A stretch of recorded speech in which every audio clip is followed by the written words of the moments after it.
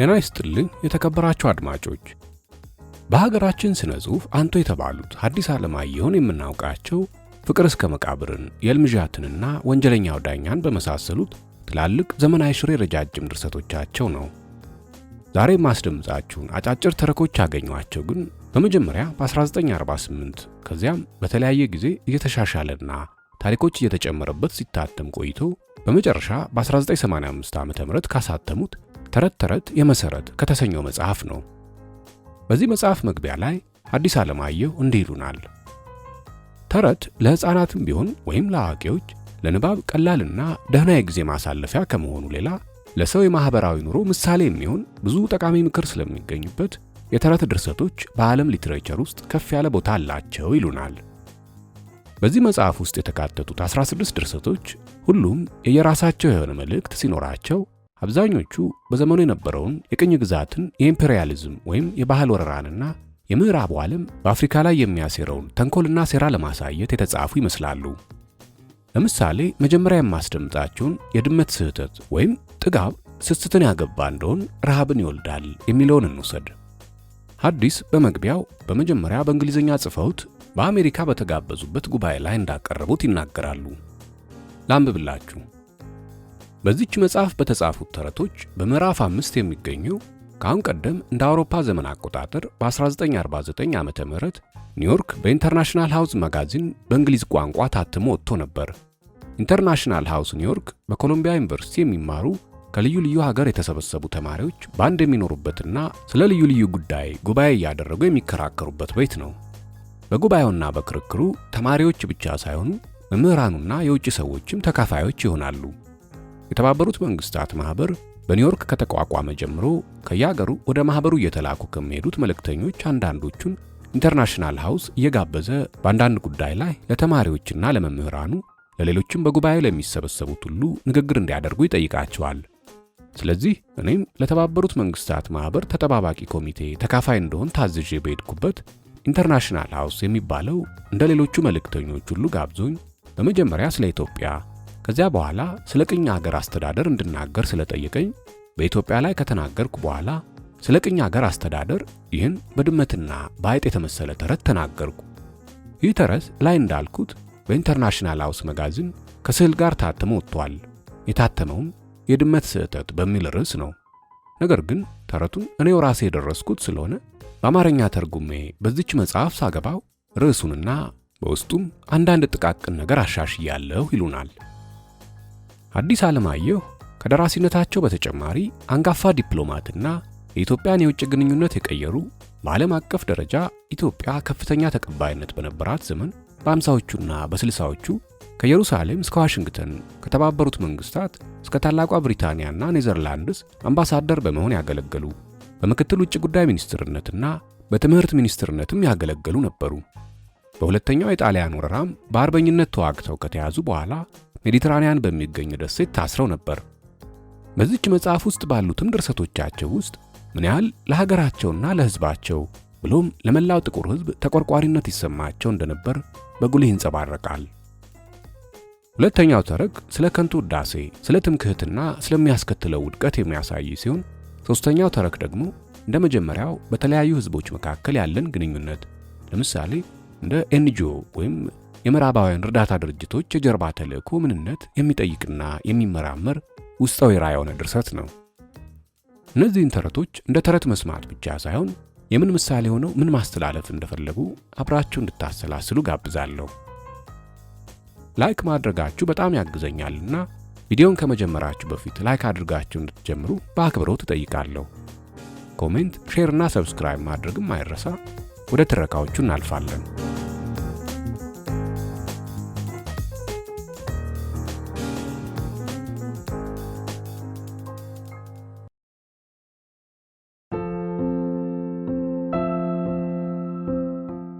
የድመት ስህተት። ጥጋብ ስስትን ያገባ እንደሆን ረሃብን ይወልዳል።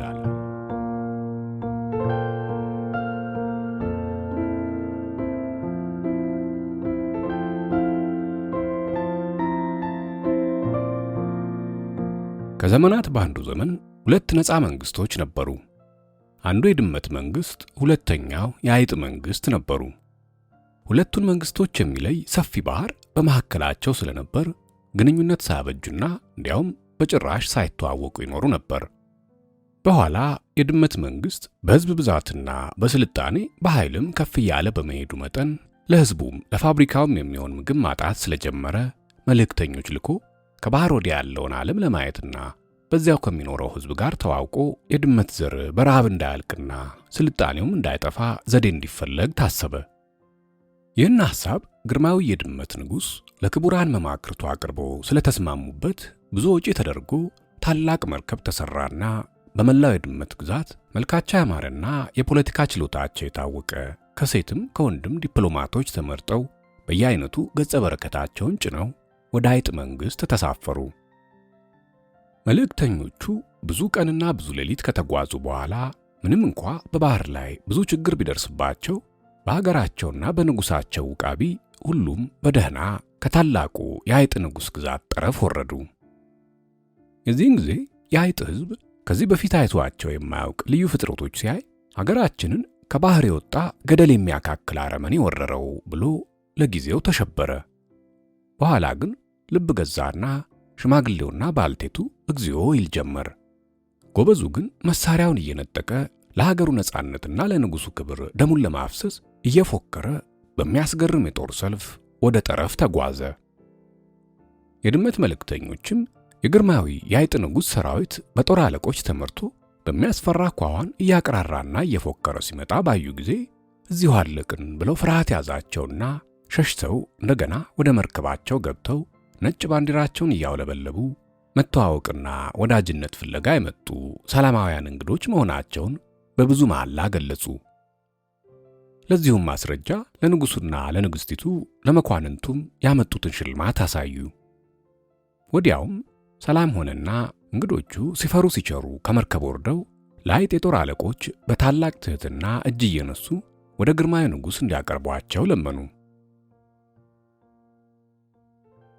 በአይጥ ቤተ መንግሥት ንጉሱ በቀኝ ንግስቲቱ በግራ በመንበረ መንግስታቸው ተቀምጠው የአይጥ መኳንንትም እንደየማረጋቸው ቁጭ ባሉበት እንግዶቹ ቀርበው እየተንቀጠቀጡ እጅ ከነሱ በኋላ መልእክታቸውን ነገሩ። ወዲያውም ከድመት ንጉሥ ለገናናው ለአይጦች ንጉሥና ለንግስቲቱ ለክቡራን የአይጥ ሚኒስትሮችም ያመጡትን ሽልማትና ልዩ ልዩ ስጦታ አበረከቱ። ንጉሱና መኳንንቱም ሁሉ ሽልማቱንና ዕቃውን ባዩ ጊዜ እጹብ ድንቅ አሉ። የአይጥ ንጉሥና ንግስቲቱ የአይጥ መሳፍንትና ሚኒስትሮችም ከድመት ንጉሥ የተላከላቸውን የሚያንጸባርቅ ሽልማት ለብሰው ብቅ ባሉ ጊዜ በአደባባይ የሞላው የአይጥ ሕዝብ ታላቁ ንጉሳችን ለዘላለም ይኖር እያለ በደስታ አጨበጨበ። ንጉሱና ንግስቲቱ ፊታቸው በደስታ ተሞልቶ ፈገግ ፈገግ እያሉ ግርማ የሞላበት ንጉሳዊ ሰላምታቸውን ራሳቸውን በማነቃነቅ ሲሰጡ የሕዝቡ እልልታና ጭብጨባ አላቋርጥ አለ። እልልታውና ጭብጨባው ጸጥ ሲል ንጉሱ የሚከተለውን ቃል ለሕዝቡ ተናገረ። የተወደድህ ሕዝባችን ሆይ፣ እኒህ በመካከላችን የምታያቸው እንግዶች የእኛን ፍቅርና ዝምድና ከሚፈልግ እንደኛ ካለ ገናና ንጉሥ ተልከው የመጡ ናቸው። ስለዚህ ለታላቁ ለአይጥ ሕዝብ የተገባ መልካም ስምና መታሰቢያ ይዘው እንደሄዱና ይህ የአሁኑ መምጣታቸው የመጀመሪያ እንጂ የመጨረሻ እንዳይሆን በዚህ በሚቆዩበት ጊዜ እነሱን ደስ ማሰኘት ከኛ ጀምሮ የእያንዳንዱ የአይጥ ሕዝብ ተግባር መሆኑን እንገልጽልሃለን። የዚህን ጊዜ ታላቁ የአይጥ ንጉሥ ለዘላለም ይኖር፣ የድመት ንጉሥ ለዘላለም ይኖር፣ የድመትና የአይጥ ወዳጅነት ለዘላለም ይኖር እየተባለ ተጨበጨበና ሕዝቡ ወደየቤቱ ሄደ። ስለ እንግዶቹ ድመቶች ታላቅነትና ውበት፣ ስለ ጨዋነታቸውና ስለ ትህትናቸውም በየቤቱ የማያወራ አይጥ አልነበረም። ያን ዕለት ማታ ለእንግዶች ክብር የአይጥ ንጉሥ በታላቁ ቤተ መንግሥት የራት ግብዣ አድርጎ በከተማ የሚኖሩ የአይጥ ወይዛዝርትና መኳንንት ለጦርነቱም ከውጭ የመጡት መኳንንት ሁሉ ተጠርተው ከዚያ በፊት ታይቶ የማይታወቅ ግብር ተደረገ። የድመት ዲፕሎማቶችም በአንድ ቀን እንዲህ ያለ ድግስ ተሰናድቶ በመድረሱ የአይጦችን መሰናዶ ማወቅ እያደነቁ ይመገቡ ነበር። ከመብልና ከመጠጥ በኋላ በተለይ የንጉሡ ሙዚቀኞችና ዘፋኞች ተጠርተው ዳንስ ተጀመረ። በዳንስ ጊዜ የአይጥ ወይዛዝር ከድመት መኳንንት፣ የድመት ወይዛዝር ከአይጥ መኳንንት ጋር እየተያያዙ በዚያ ሰፊ አዳራሽ እንደ ውሃ ሙላት ሲፋሰሱ ለተመልካች እጅግ ደስ ያሰኙ ነበር። ሰዓቱ አልፎ ሙዚቃው ባይቆምና ንጉሱና ንግስቲቱን ባይነሱ የአይጥ ወይዛዝርና መኳንንት ከድመት ወይዛዝርና መኳንንት ጋር እንደተያያዙ ቢያድሩ ደስታውን ባልቻሉት ነበር። ነገር ግን ንጉሱ እንደተነሳ የእልፍኝ አስከልካዩ ተጋባዦቹን ሁሉ እንዲመለሱ ስላዘዘ አይጦች የድመቶችን ጓደኝነትና ፍቅር ሳይጠግቡ በመለየታቸው እያዘኑና የእልፍኝ አስከልካዩን እየረገሙ ወደ የቤታቸው ሄዱ። በበነጋው የድመት ዲፕሎማቶች ወደ ንጉሥ ቀርበው ግዛቱን የዞሩ ለመጎብኘት እንዲፈቀድላቸውና መሪም እንዲሰጣቸው ለመኑት። ንጉሱም እንደለመኑት አደረገላቸው። የድመት ዲፕሎማቶች አገሩን አጣርተው የሚያውቁ መሪዎቻቸውን ይዘው የአይጥን ግዛት ከዳር እስከ ዳር ካዩና ሁሉንም በሚገባ ካጠኑ በኋላ ሲመለሱ የአይጥ ንጉሥ እንዲቀበላቸው ለምነው ነበርና ቀርበው እጅ ሲነሱ ግዛታችንን አያችሁልን? አለ ንጉሱ። አዎ ንጉሥ ሆይ፣ የንጉሱን ዕድሜ ያርዝም፣ የሰጡን መሪዎች ሁሉንም እያዞሩ አሳዩን አለ የመልእክተኞቹ መሪ። ያያችሁት ሁሉ ምን ስሜት ሰጣችሁ? ጠየቀ ንጉሥ። በንጉሱ ግዛት ሰፊነትና ልማት እጅግ ተገረምን። ሕዝባችንስ ደህና ተቀበላችሁ? ንጉሥ ሆይ፣ ደጉ የአይጥ ሕዝብ ያደረገልንን ቸርነት የተሞላበት አቀባበል በቃል ለመግለጽ ያስቸግራል። ይህን የማይረሳ የወዳጅነት አቀባበል ወደ ሀገራችን ተመልሰን ለድመት ሕዝብ ስንነግር የሚሰማው ደስታ ወሰን የሌለው መሆኑን ለንጉሱ ሳረጋግጥ ደስ ይለኛል አለ የዲፕሎማቶቹ መሪ። እኛም ይህን በመስማታችን በጣም ደስ ብሎናል። እንዲሁም የአሁኑ መንገዳችሁ የመጀመሪያ እንጂ መጨረሻ እንዳይሆን ተስፋለን አለ የአይጥ ንጉሥ። ንጉሥ ሆይ፣ የአሁኑ መንገዳችን የመጀመሪያ እንጂ የመጨረሻ እንዳይሆን የንጉሱን ሰፊ ግዛትና ሕዝቡንም ካየን በኋላ ከኔ ጋር ያሉት አንትሮፖሎጂስቶች መርምረው ባገኙት መሰረት አንድ ሐሳብ እንዳቀርብ ንጉሱ እንዲፈቅዱልኝ እለምናለሁ አለ የድመት ዲፕሎማቶች መሪ። ምንድነው አንትሮፖሎጂስት? አለ ንጉሱ። አንትሮፖሎጂስት የሕዝብ ዘር ተመሳሳይነቱንና ልዩነቱን፣ አንድ ሕዝብ የሚያድግበትንና ሌላው የሚጫጫበትን ምክንያት ለይተው የሚያውቁ ሊቆች ናቸው። ወይ ታምር! እንዲህ ያለ ዕውቀት ያላቸው ሊቆች አሁን በመካከላችሁ አሉ? አለ ንጉሱ በመገረም። ከዚህ የበለጠ የሚያውቁ ሊቆች አብረውን አሉ ንጉሥ ሆይ። ከውበታችሁ ዕውቀታችሁ፣ ከዕውቀታችሁ ውበታችሁ አለ የአይጥ ንጉሥ ፊቱ የቆመችውን የድመት ወይዘሮ ሰረቅ አድርጎ እየተመለከተ። ወዲያው ቀጠለና ታዲያ እኒህ ሊቆች መርምረው ያገኙት ምንድን ነው? የአይጥና የድመት ሕዝቦች ከጥንት ዘራቸው አንድ መሆኑን አረጋገጡልኝ። ታዲያ አሁን እንዲህ ልዩ የሆኑበት ምክንያት ምንድን ነው? አለ ንጉሱ በመገረም። የድመት ሕዝብ ኑሮውን በማሻሻልና አዲሱ ስልጣኔ ያመጣውን ዘዴ በመከተል እዚህ ሲደርስ፣ የአይጥ ሕዝብ ይህን ባለማድረጉ ጥንት ሲፈጠር እንደነበረ እዚያው ቀረ ይላሉ። አሃ፣ ታዲያ ለዚህ መድኃኒት ይገኝለታል? አለ ንጉሱ። ያለ ጥርጥር ንጉሥ ሆይ፣ ሁለቱ ሕዝቦች ከተባበሩና ከተረዳዱ በአጭር ጊዜ የአይጥ ሕዝብ በአካልም በመንፈስም የድመት ሕዝብ በደረሰበት ደረጃ እንደሚደርስ የክብር ቃሌን እሰጣለሁ አለ የዲፕሎማቶች መሪ። እኮ በምን አኳኋን? አለ ንጉሱ በታላቅ ናፍቆት። ንጉሥ ሆይ፣ ይህን እንደ ተቀደሰ አደራ አድርገው ለድመት ንጉሥ ይተውለት፣ እሱ ያስብበታል። ብቻ አንድ ውል መፈረም ያስፈልጋል አለ የድመት ዲፕሎማት። አረ አይጥ ድመት ለመሆን የሚችል ከሆነ እንኳን አንድ ውል ሚሊዮን ውል እፈርማለሁ ብሎ ንጉሱ ከድመት ዲፕሎማቶች ጋር ተነጋግረው ስምምነቱን የሚፈርሙ በፖለቲካ ስማቸው የታወቀ የአይጥ ዲፕሎማቶችን ወዲያውኑ መረጠ። የሁለቱ ወገን ዲፕሎማቶች ተነጋግረው የፈረሙት ውል አንደኛ፣ የድመት መንግስት የአይጥን ሕዝብ በአጭር ጊዜ በመንፈስም በአካልም እንደ ድመት ሕዝብ ለማድረግ በሙሉ የአይጥ ግዛት ተማሪ ቤትና ሐኪም ቤት ከፍቶ ለዚህ ሥራ የተለየ ችሎታ ያላቸው አዋቂዎች እየላከ እንዲያስተምርና እንዲያክም። ሁለተኛ፣ የድመት አዋቂዎች በአይጥ ግዛት ልዩ ልዩ ክሊኒክና ኦፕራሲዮንም የሚያደርጉበት ሐኪም ቤት ከፍተው ሲያክሙ፣ በድመት ግዛት ያሉ አዋቂዎች በበኩላቸው የአይጥ ዘር የጫጫበትን ምክንያት በላቦራቶሪ ለመመርመር እንዲመቻቸው የሚሞተው አይጥ ሁሉ እየተሰበሰበ ወደ ድመት ግዛት እንዲሳፈር ነበር። ይህ ውል በጠቅላላው የአይጥን መንግስትና ህዝቡንም ደስ አሰኘ። አንዳንድ ስልጣኔ የማይወዱ የአይጥ ሽማግሌዎች ብቻ የወገኖቻቸው ሬሳ በሀገሩ መሬት በመቀበር ፋንታ ባህር ተሻግሮ ሃይማኖቱ ላልታወቀ ህዝብ መሰጠቱ ከሀገረ ልማዳቸውና ከሃይማኖታቸው ጋር የማይስማማ በመሆኑ እንደ ክህደት ቆጥረውት ሐዘናቸውን ማሳየታቸው አልቀረም። ቢሆንም እንዲህ ያሉት የስልጣኔ ተቃዋሚ የሆኑ ሽማግሌዎች ቁጥራቸው በማነሱ የመንግስቱንና የህዝቡን ፈቃድ ለማስለወጥ አልቻሉም። ውሉ ሲፈረም የድመት ዲፕሎማቶች መሪ በዲስኩሩ ውስጥ እንዲህ አለ። እንደምታዩት ከውሉ የድመት መንግስትና ህዝብ የሚያገኙት ጥቅም የላቸውም።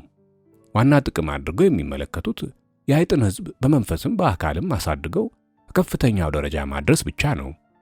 ስለዚህ ይህ የድመት መንግስት የጀመረው የተቀደሰ ሥራ ከፍጻሜ እንዲደርስ ሁላችሁም ጸሎታችሁን እንዳታቋርጡ አሳስባችኋለሁ።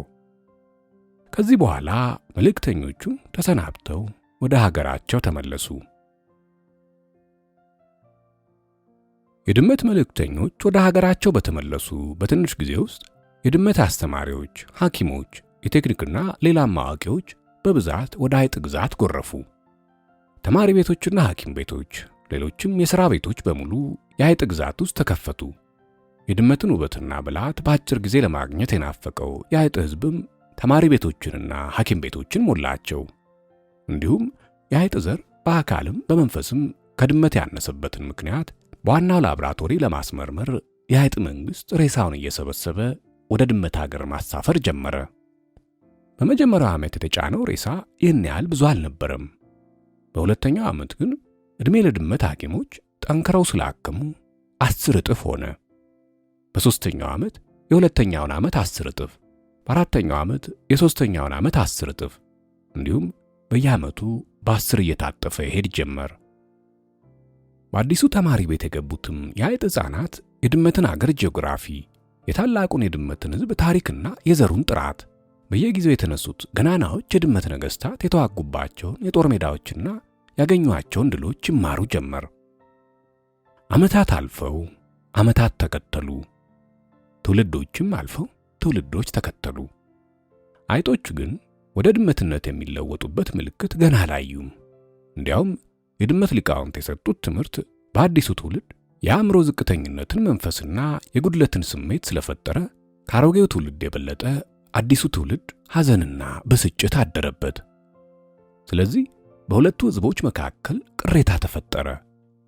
ምክንያቱም ከአይጥ ወገን የድመት መንግሥት እንደውሉ አይጦችን ድመት ሊያደርግ ባለመቻሉ የድመት ሊቃውንት የሚሰጡት ትምህርት የድመትን ብልሃት በመስጠት ፋንታ በአይጦች መካከል አለመስማማትንና ልዩነትን የሚፈጥር በመሆኑ የድመት ሐኪሞች የሚሰጡት መድኃኒት አይጥን ድመት በማድረግ ፋንታ በጭራሽ የሚገድል በመሆኑ አይጥ የጫጫበትን ምክንያት የሚመረምረው በድመት ሀገር የተቋቋመው ላብራቶሪ በየጊዜው የሚጫነውን ሬሳ እየዋጠ ዝም ከማለት በቀር ምክንያቱን ገልጾ ሊያስታውቅ ባለመቻሉ ለሽርሽር ተጋብዞ ወደ ድመት ሀገር የሄደው የአይጥ ንጉሥ ወሬው ጠፍቶ በመቅረቱ ነበር።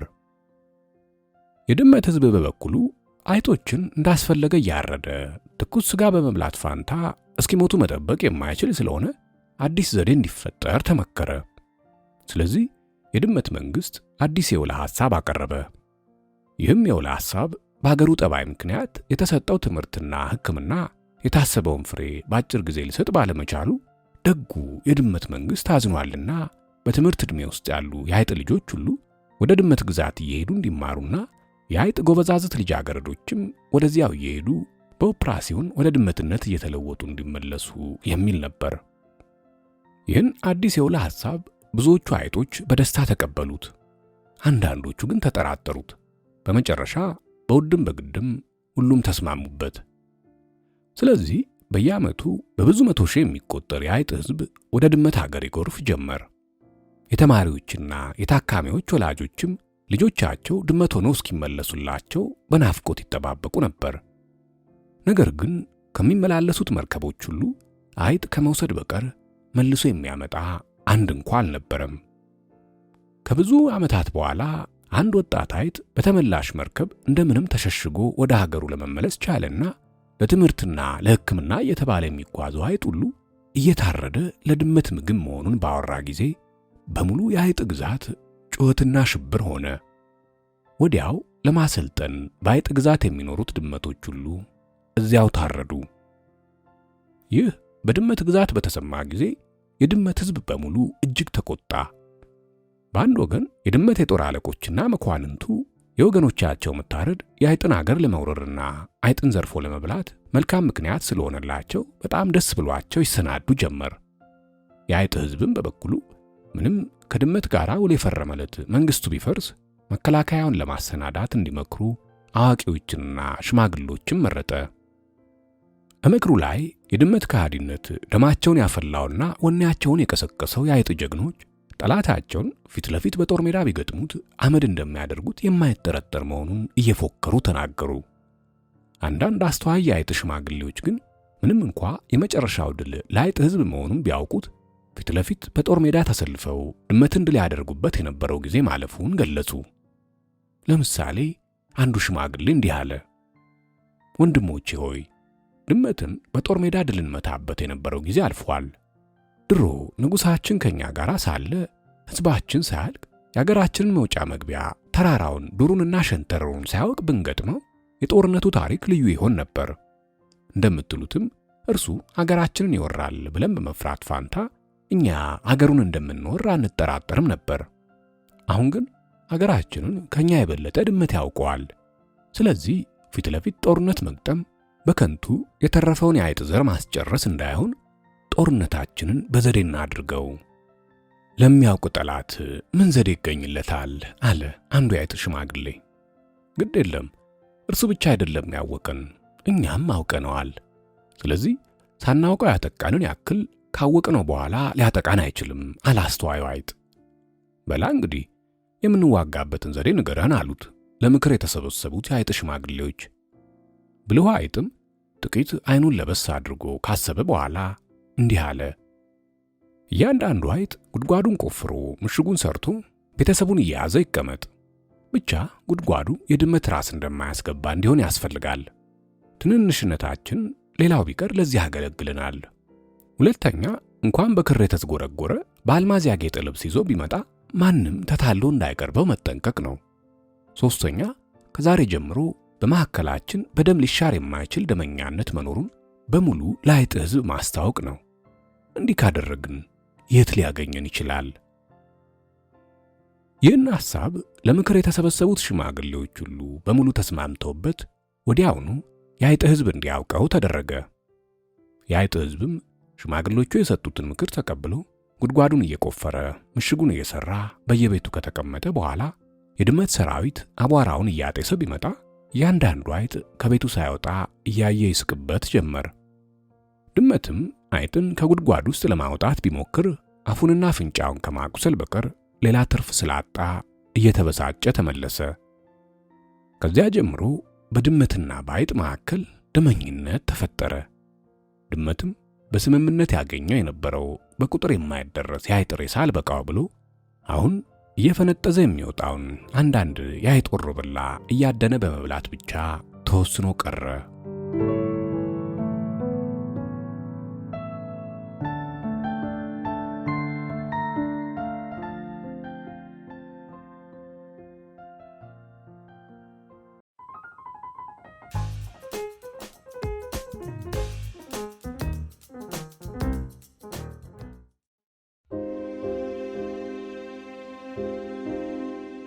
ክፉን ከወደደ የጠላ ነገደ።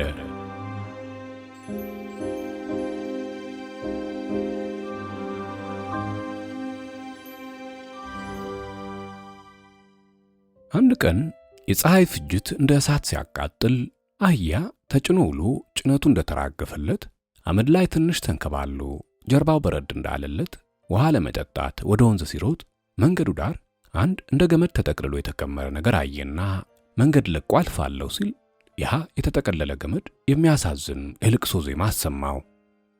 አህያም ምንም እንኳ ውሃ ለመጠጣት ቢቸኩል ሽልምልሙ ገመድ እየተንቀሳቀሰ ያሰማው ልብ የሚነካ የልቅሶ ዜማ አስገርሞት ቆመና ወይ ታምር፣ ለካ እንዲህ ያማረና የሚዘምር ገመድ አለ። እኔስ የምታሰርበት ገመድ እንደዚህ የማያምር ሸካራ ነው፣ መዘመርም አይችል አለ። እኔም የአህዮች ማሰሪያ ነበርኩ፣ ነገር ግን ሸካራ ሆኜ የአህዮችን እግር እንዳልጎዳ በማለት ስለለሰለስኩና ሲደክማቸው ለማጽናናት ስለዘመርኩላቸው ይህ ጥፋት ሆኖብኝ ጌታዬ በዱላ ሰባብሮ ጥሎኝ እዚህ እሰቃያለሁ አለ ገመዱ። ለአህዮች መልካም ስለሰራ ብቻ አለ አህያ። እንግዲያ ሌላ ጥፋትስ እንደሌለብኝ እምልሃለሁ። ወየው ጉድ! ሰው የሚባል ባላጋራ ፈጥሮብን። በላውን ምን ላርግልህ አለ አህያ። ውሃ ባለበት ቦታ ብቻ ወስደው ይጣሉኝ፣ ሌላ የማስቸግረው ነገር የለም። የዱላው ብዛት ውሃ ጥም ለቆብኝ ተቃጥያለሁ አለ ገመዱ። ለአህያ ረዳለሁ ብለህ እንዲህ ያለ ማት ሲደርስብህ እንኳን እዚህ ቅርቡ የዓመት ጎዳናስ ብሸከምህ መች ትከብደኛለህ አለና አህያ ያን ለስላሳ ጥቅል ገመድ አንስቶ በጀርባው ተሸክሞ ወደ ወንዝ ሩጫውን ቀጠለ። ነገር ግን ጥቂት እርምጃዎች እንደተራመደ የዝንብ ቁንጥጫ የመሰለ ነገር መሃል ጀርባው ላይ ተሰማውና ጭራውንም እንዳያወናጭፍ የተሸከመውን ገመድ አስቸግራለሁ ብሎ ሰግቶ ጥርሱን ነክሶ ዝም ብሎ መንገዱን ሲቀጥል ጉልበቱ መንቀጥቀጥ፣ አይኑ መጨለም፣ ራሱ መዞር ጀመረ። ወዲያው ወንዝ ሳይደርስ መንገዱን ስቶ ወድቅ አልወድቅ ሲታገል የሚታሰበው ድንገት ድንጋይ ላይ እየወደቀ እንደሆነ ያ ለአህዮች ሲል ራሱን መስዋዕት ያደረገ ጻድቅ ገመድ የሚጎዳ መሆኑ ነበር። ስለዚህ እንደምንም እየታገለ ድንጋያማውን ቦታ አልፎ ደልዳላው መሬት ላይ ሲወድቅ እባብ ቀስ ብላ ከአህያው ጀርባ ወረደችና ደሙን ጠጥታ ስትጠግብ የሷ ብልሃትና የአህያ ጅልነት ትዝ ብሏት ትንሽ እንደመሳቃለችና ቁጥቋጦ ውስጥ ገብታ ተኛች። ከእንቅልፏ ስትነቃ እንደገና ደም ጠማትና መንገዱ ዳር ወጥታ እንደተኛች የአህያው ጌታ አህያውን ለመፈለግ ወደ ወንዝ ሲሮጥ አየችና እባብ እንደ ጥሩ መሰንቆ ልብ የምትመስጥ ዜማዋን አሰማችው። የዚህን ጊዜ ሰውየው በሰማው ዜማ ልቡ ተማርኮ ያን ጥሩ ዜማ የምታዜም እባብ መሆኗን እንኳን ረስቶ ቆሞ ሲያዳምጥ ሰው ሆይ ታላቁ ክቡሩ ምንም ታላቅ ብትሆን በአንተ ምክንያት እንዲሆኜ መቅረቴን መርሳት አይገባህም አለች እባብ። በእኔ ምክንያት ምን ሆንሽ አለ ሰውየው ገርሞት። እንዴት እንደ ሌላው ፍጥረት ቆሜ እንዳልሄድ እንዲህ ልውስውስ አድርጎ የለቀቀኝ ሆዴን እንቅፋት የሚመታው እሾህ የሚወጋው በአንተ ምክንያት መሆኑን ረሳኸው አለች እባብ። እንዴት እኮ አለ ሰውየው በሕይወቱ ሙሉ ለመጀመሪያ ጊዜ የምትናገር እባብ በማየቱና ይልቁንም ሳያውቀው በእርሱ ምክንያት ሽባ መሆኑ አስደንግጦት። እንዴትማ ደንቆሮ አድርጎ ስለፈጠረ አዝኜ ተቆርቁሬ አዋቂ የሚያደርግ መድኃኒት ስላሳየውህና አዋቂ እንድትሆን ስላደረግኩ አይደለም በዚህ ተቆጥቶ እንዲህ አጥመልምሎ የለቀቀኝ?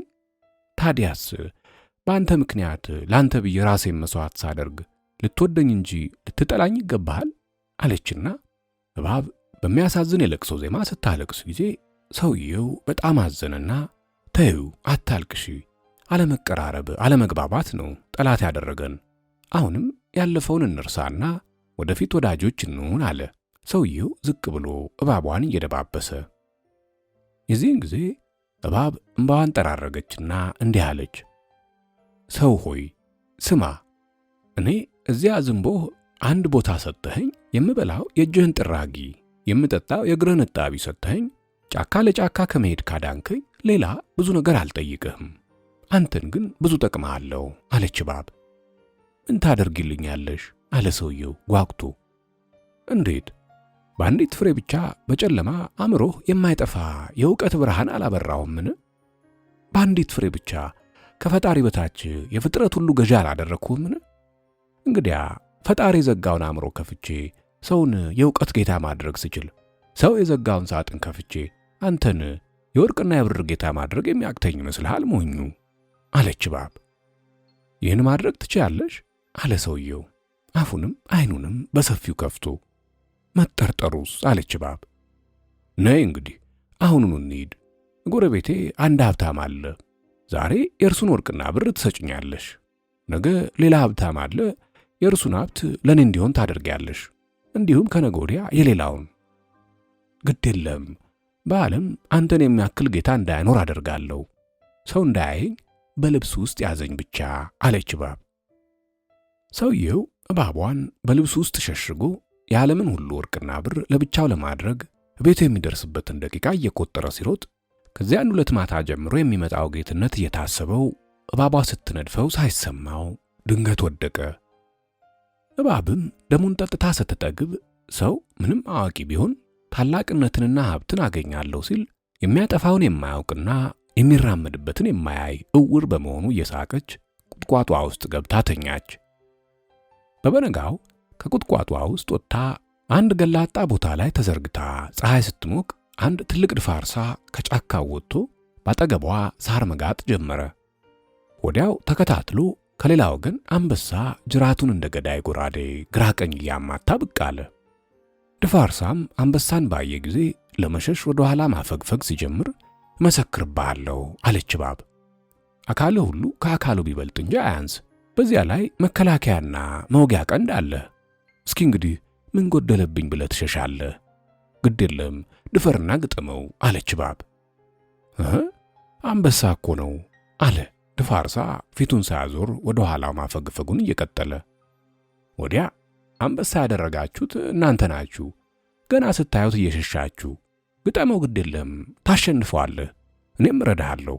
ጀብዱን ግን እንዳልካፈል የክብር ቃሌን እሰጥሃለሁ አለች እባብ። በምን አኳኋን ትረጅኛለሽ? አለ ድፋርሳ እያመነታ። ስትገጥሙ እንዳይነቃነቅ እግሮቹን ከኋላ ግጥም አድርጌ አስርልሃለሁ።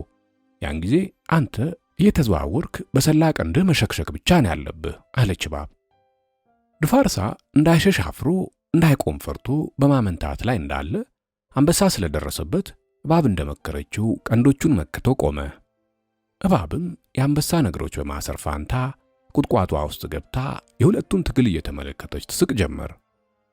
በእውነት ድፋርሳ ወገኖቹን በሚያኮራ አኳኋን ተጋደለ። አንበሳ ፊት ለፊት ለመያዝ ሲመጣ ድፋርሳ ቀንዱን አፍንጫው ውስጥ ከተተበት። አንበሳው ትከሻው ላይ ለመውጣት ሲዘል ድፋርሳ እንደማፈግፈጋልና ከላይ በቀንዱ ተቀብሎ ፍርምባውን ክፉኛ ቆሰለው። አንበሳ ጎን ገብቶ ጀርባው ላይ ለመውጣት ሲል ድፋርሳም ቀንዶቹን መክቶ አብሮት ይዞራል። በዚያ አኳኋን ብዙ ጊዜ ከታገሉ በኋላ አንበሳ ቁጣና ጉንጅት በተሞላ ድምፅ መሬት እስክትንቀጠቀጥ ድረስ ሲያጓራ ጊዜ ድፋርሳ መከላከሉን ትቶ ለመሸሽ ዞር ሲል ከመርግ የከበደ ነገር እንደ መብረቅ ተወርውሮ ጀርባው ላይ ሲወድቅ ተሰማው። ወዲያውም ተሰባብሮ ወደቀ። አንበሳ ድፋርሳን በልቶ ረሃቡንና ቁጣውን ካበረደ በኋላ ከጥቂት ጊዜ በፊት ያደረገውን ጦርነትና ያገኘው ድል ትዝ ብሎት በፊት እግሮቹ መሬት እየፎገረ ሲያገሳ እባብ ቁጥቋጧ ውስጥ እንደሆነች ልብ በሚያናውጥ የሰንጎ መገን ዜማ ትዘፍን ጀመር። አንበሳም ማግሳቱን ተውና ትንሽ እንደሰማ ዜማዋም ግጥሟም ደስ ስላለው እስኪ ወዲህ ቀረብ በይ ባክሽ አላት። እባብም እጥፍ ዘርጋ እያለች በታላቅ ትህትና መሬት እየሳመች ቀረበችና ጌታዬ፣ ድፋርሳ አንተን አይቶ ሸሽቶ ለማምለጥ ሲል የኋላ እግሮቹን አስሬ እስክትደርስ ያቆየው እኔ ነኝ። ነገር ግን ስትደርስና እርሱም ሸሽቶ እንደማያመልጥ ሳውቅ ትቼው ወደ ቁጥቋጦ የገባው። ጌታዬ፣ አንተ ብቻ አላየኸኝም። አይ ይህን የማይረባ ወሬሽን ተይና ይልቅ ዘፈንሽን ቀጥይ። ሸሽቶ ሰማይ ካልወጣ ወይም መሬት ካልዋጠችው ወዴት ሊያመልጠኝ? እርሱስ እውነት ነው። ብቻ ባያመልጥም እንዳያደክምህ ብዬ ነው እንጂ ልብ ብለህ አይተው እንደሆነ አንተ ከጫካ ከወጣህ ጀምሮ እንደ ተጋዳች ላም ወደ ኋላው ትንሽ ትንሽ ያፈገፍግ ነበር። ነገር ግን ስላሰርኩት ዞሮ ሊሮጥ አልቻለም አለች እባብ። ወዲያው ነገሯን እንዳልተቀበላት አየችና ከተል አድርጋ አንዳንድ የማይረቡ ፍጥረቶች በብስጭት ልብ ሲያሻክሩ ጣፋጭ ዜማ የሻከረ ልብ ያለሰልሳል። ልዝፈንልህ ጌታዬ አለች አንገቷን በማለማመጥ ምልክት እያቀለሰለሰች።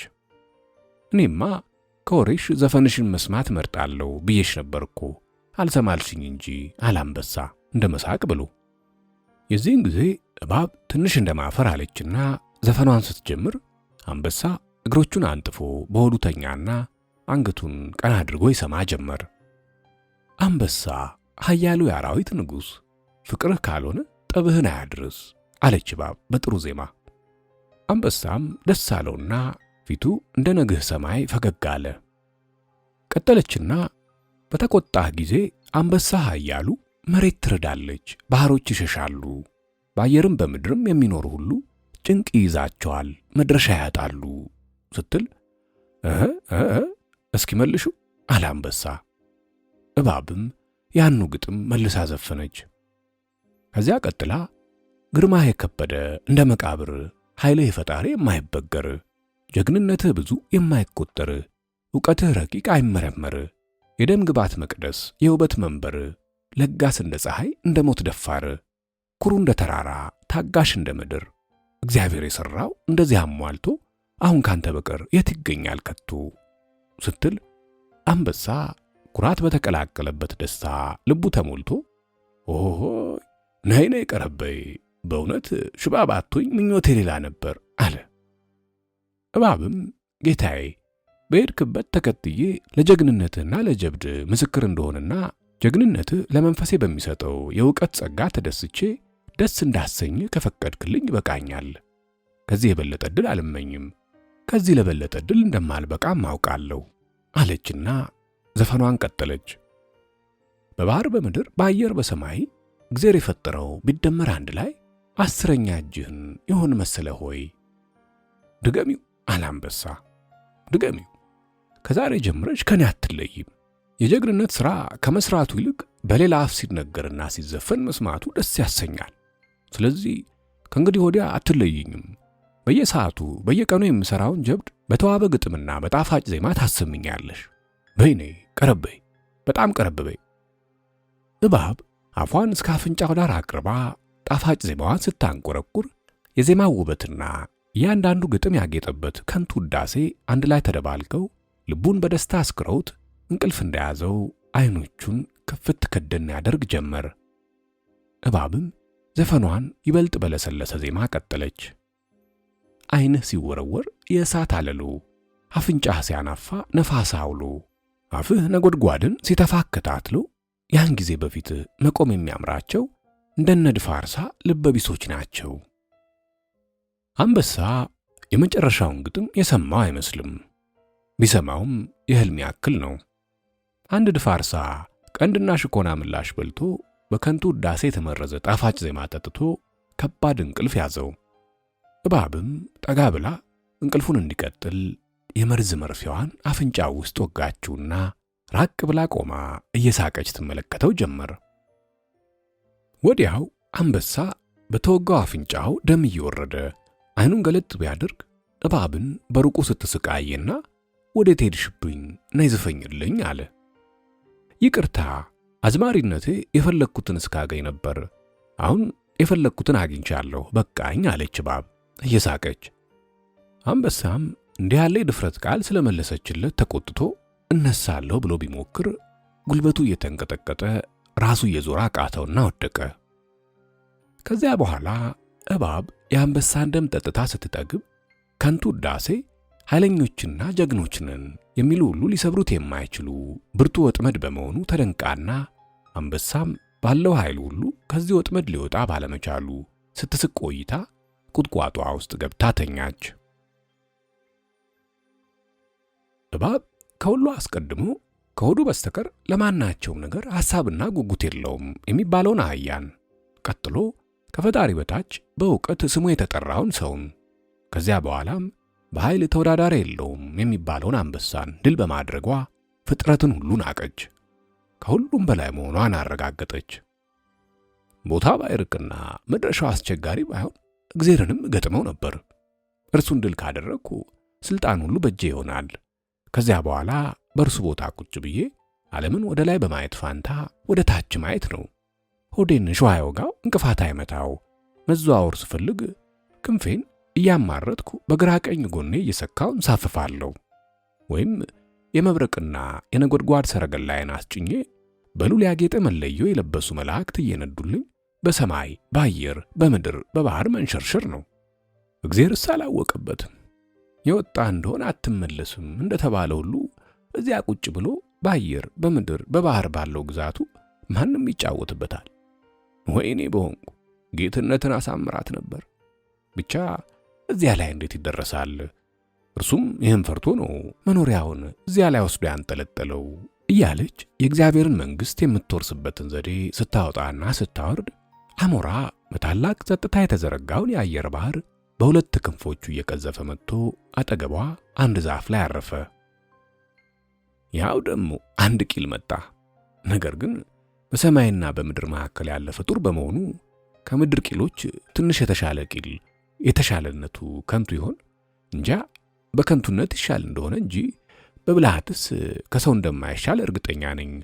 ቢሆንም እስኪ ልሞክረው አለችና እባብ ጥሩ ዜማዋን ታንቆረቁር ጀመር። ዋ ዋ ዋ አላሞራ። እባብም ዜማዋን በወፍራምና በቀጭን እየለዋወጠች ዘፈኗን ቀጠለች። ዋ ዋ ዋ አለ አሞራ መልሶ። ርካብህ ደመና፣ ኮርቻህ አየር፣ ፈረስህ ነፋስ ነው መጣፊያህ ጠፈር፣ አዳራሽህ ኢዮር፣ እልፍኝህ የረር፣ መልክህ መላእክት፣ ጥበብህ የእግዚአብሔር፣ አንተ የሰማይ ነዋሪ እኔ መሬት፣ አገኘህ ይመስል ከንቱ ብታክት፣ ፍቅር ስደተኛው የላ አይደርስበት፣ አንተን አስወደደኝ ካላጣው ፍጥረት። አሞራው አሞራው የአየር ዋናተኛ፣ ናውረድ ከዚያ ላይ አጠገቤተኛ አለች እባብ። አሞራም መልሶ ታሪክሽን ለማያውቅ በሩቁ ለሚያይሽ የተዋበው ግጥምሽ ጣፋጩ ዜማሽ እንደ ማር ወለላ ሲቀዳ ካፍሽ ይመስለው ይሆናል ፍቅር የያዘሽ።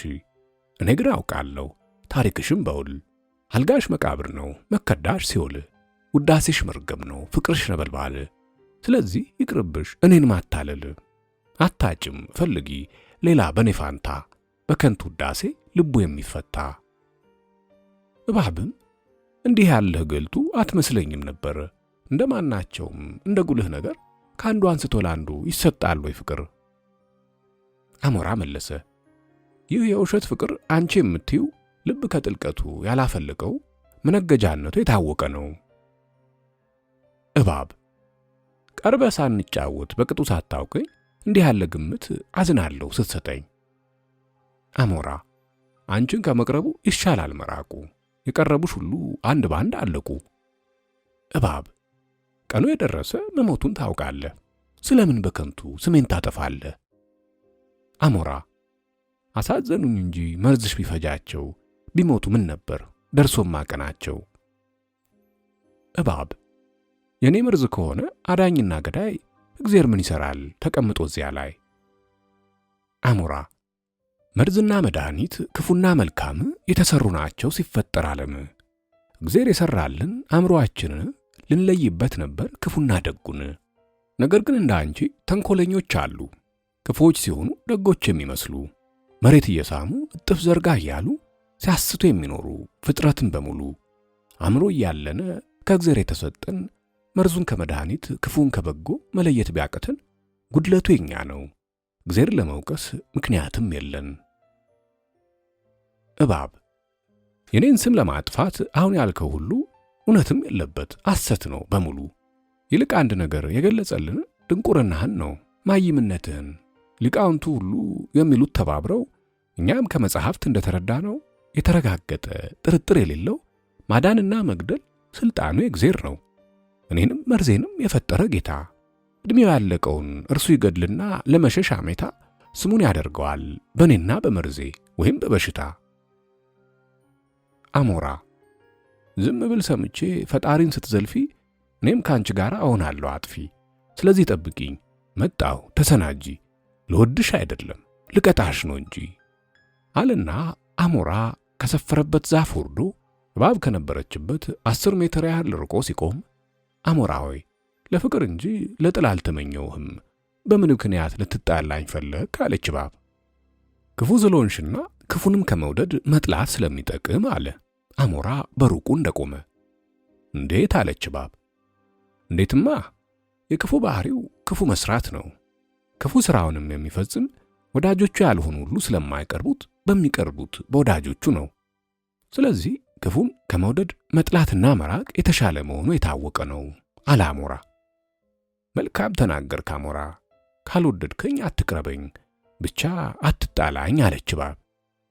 ስለ ክፋትሽ እጠላሻለሁ፣ ስለ ድፍረትሽ እቀጣሻለሁ አለና አሞራ ግራ ክንፉን እንደ ጋሻ በፊቱ መክቶ ቀኝ ክንፉን እንደ ጥፊ ዘርግቶ አፉን አሹሎ በጦር ሰልፍ ቀስ እያለ ወደ እባብ ሲጓዝ እባብ ለጊዜው ልቧ እንደ መሸበር አለና ለመሸሽ ቃጣች። ነገር ግን አህያን፣ ሰውን፣ ድፋርሳን፣ አንበሳን ድል አድርጋ ለአሞራ መሸሽ ሙያውን ሁሉ የሚያበላሽ መሆኑ ትዝ አላትና ለመዋጋት ቆረጠች። ስለዚህ ጅራቷን ኋላዋ በነበረ ልምጭ ጠመጠመችና አንገቷን ቀና አድርጋ ጠበቀችው።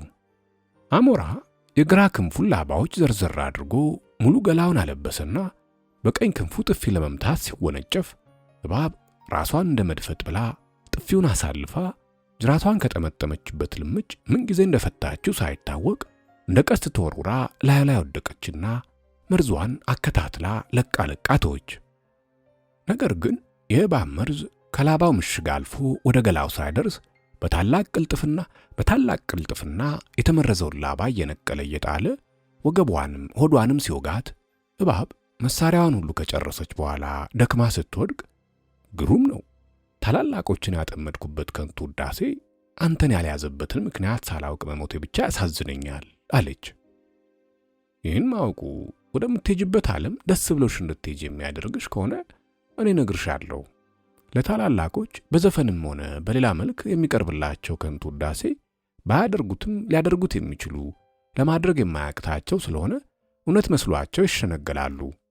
እንደኔ ላሉ ታናናሾች ግን የሚቀርብላቸው ከንቱ ውዳሴ ከአቅማቸው በላይና ከነርሱ የራቀ በመሆኑ ውሸት መሆኑ ግልጥ ሆኖ ይታያል። ስለዚህ ነው ከታናናሾቹ ታላላቆቹን በከንቱ ውዳሴ ለመሸንገል የሚቀለው አላሞራ። አይ አሁን የምድን በሆን ታናናሾችን በከንቱ ውዳሴ ለመሸንገል ባልሞከርኩ ነበር አለችና እባብ ወዲያውኑ ሞተች። አሞራም ዋ ዋ ዋ ክፉን ከወደደ የጠላ ነገደ አለና መሃል ወገቧን አመዛዝኖ ወግቶ ይዟት ወደ ዛፉ ወጣ።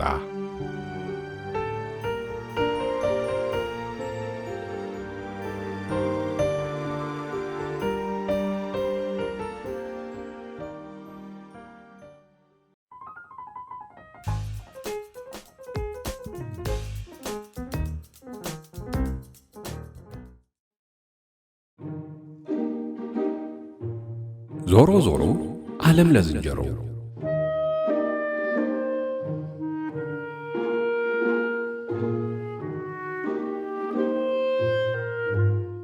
አንድ አመሻሽ ላይ ዝንጀሮዎች የዕለት ምግባቸውን ፍለጋ ተሰማርተው ከዋሉበት ወደ የሰፈራቸው እንደተመለሱ አንዱ ሰፈር ውስጥ ከዚያ በፊት ተሰምቶ የማያውቅ ጫጫታ ተሰማ።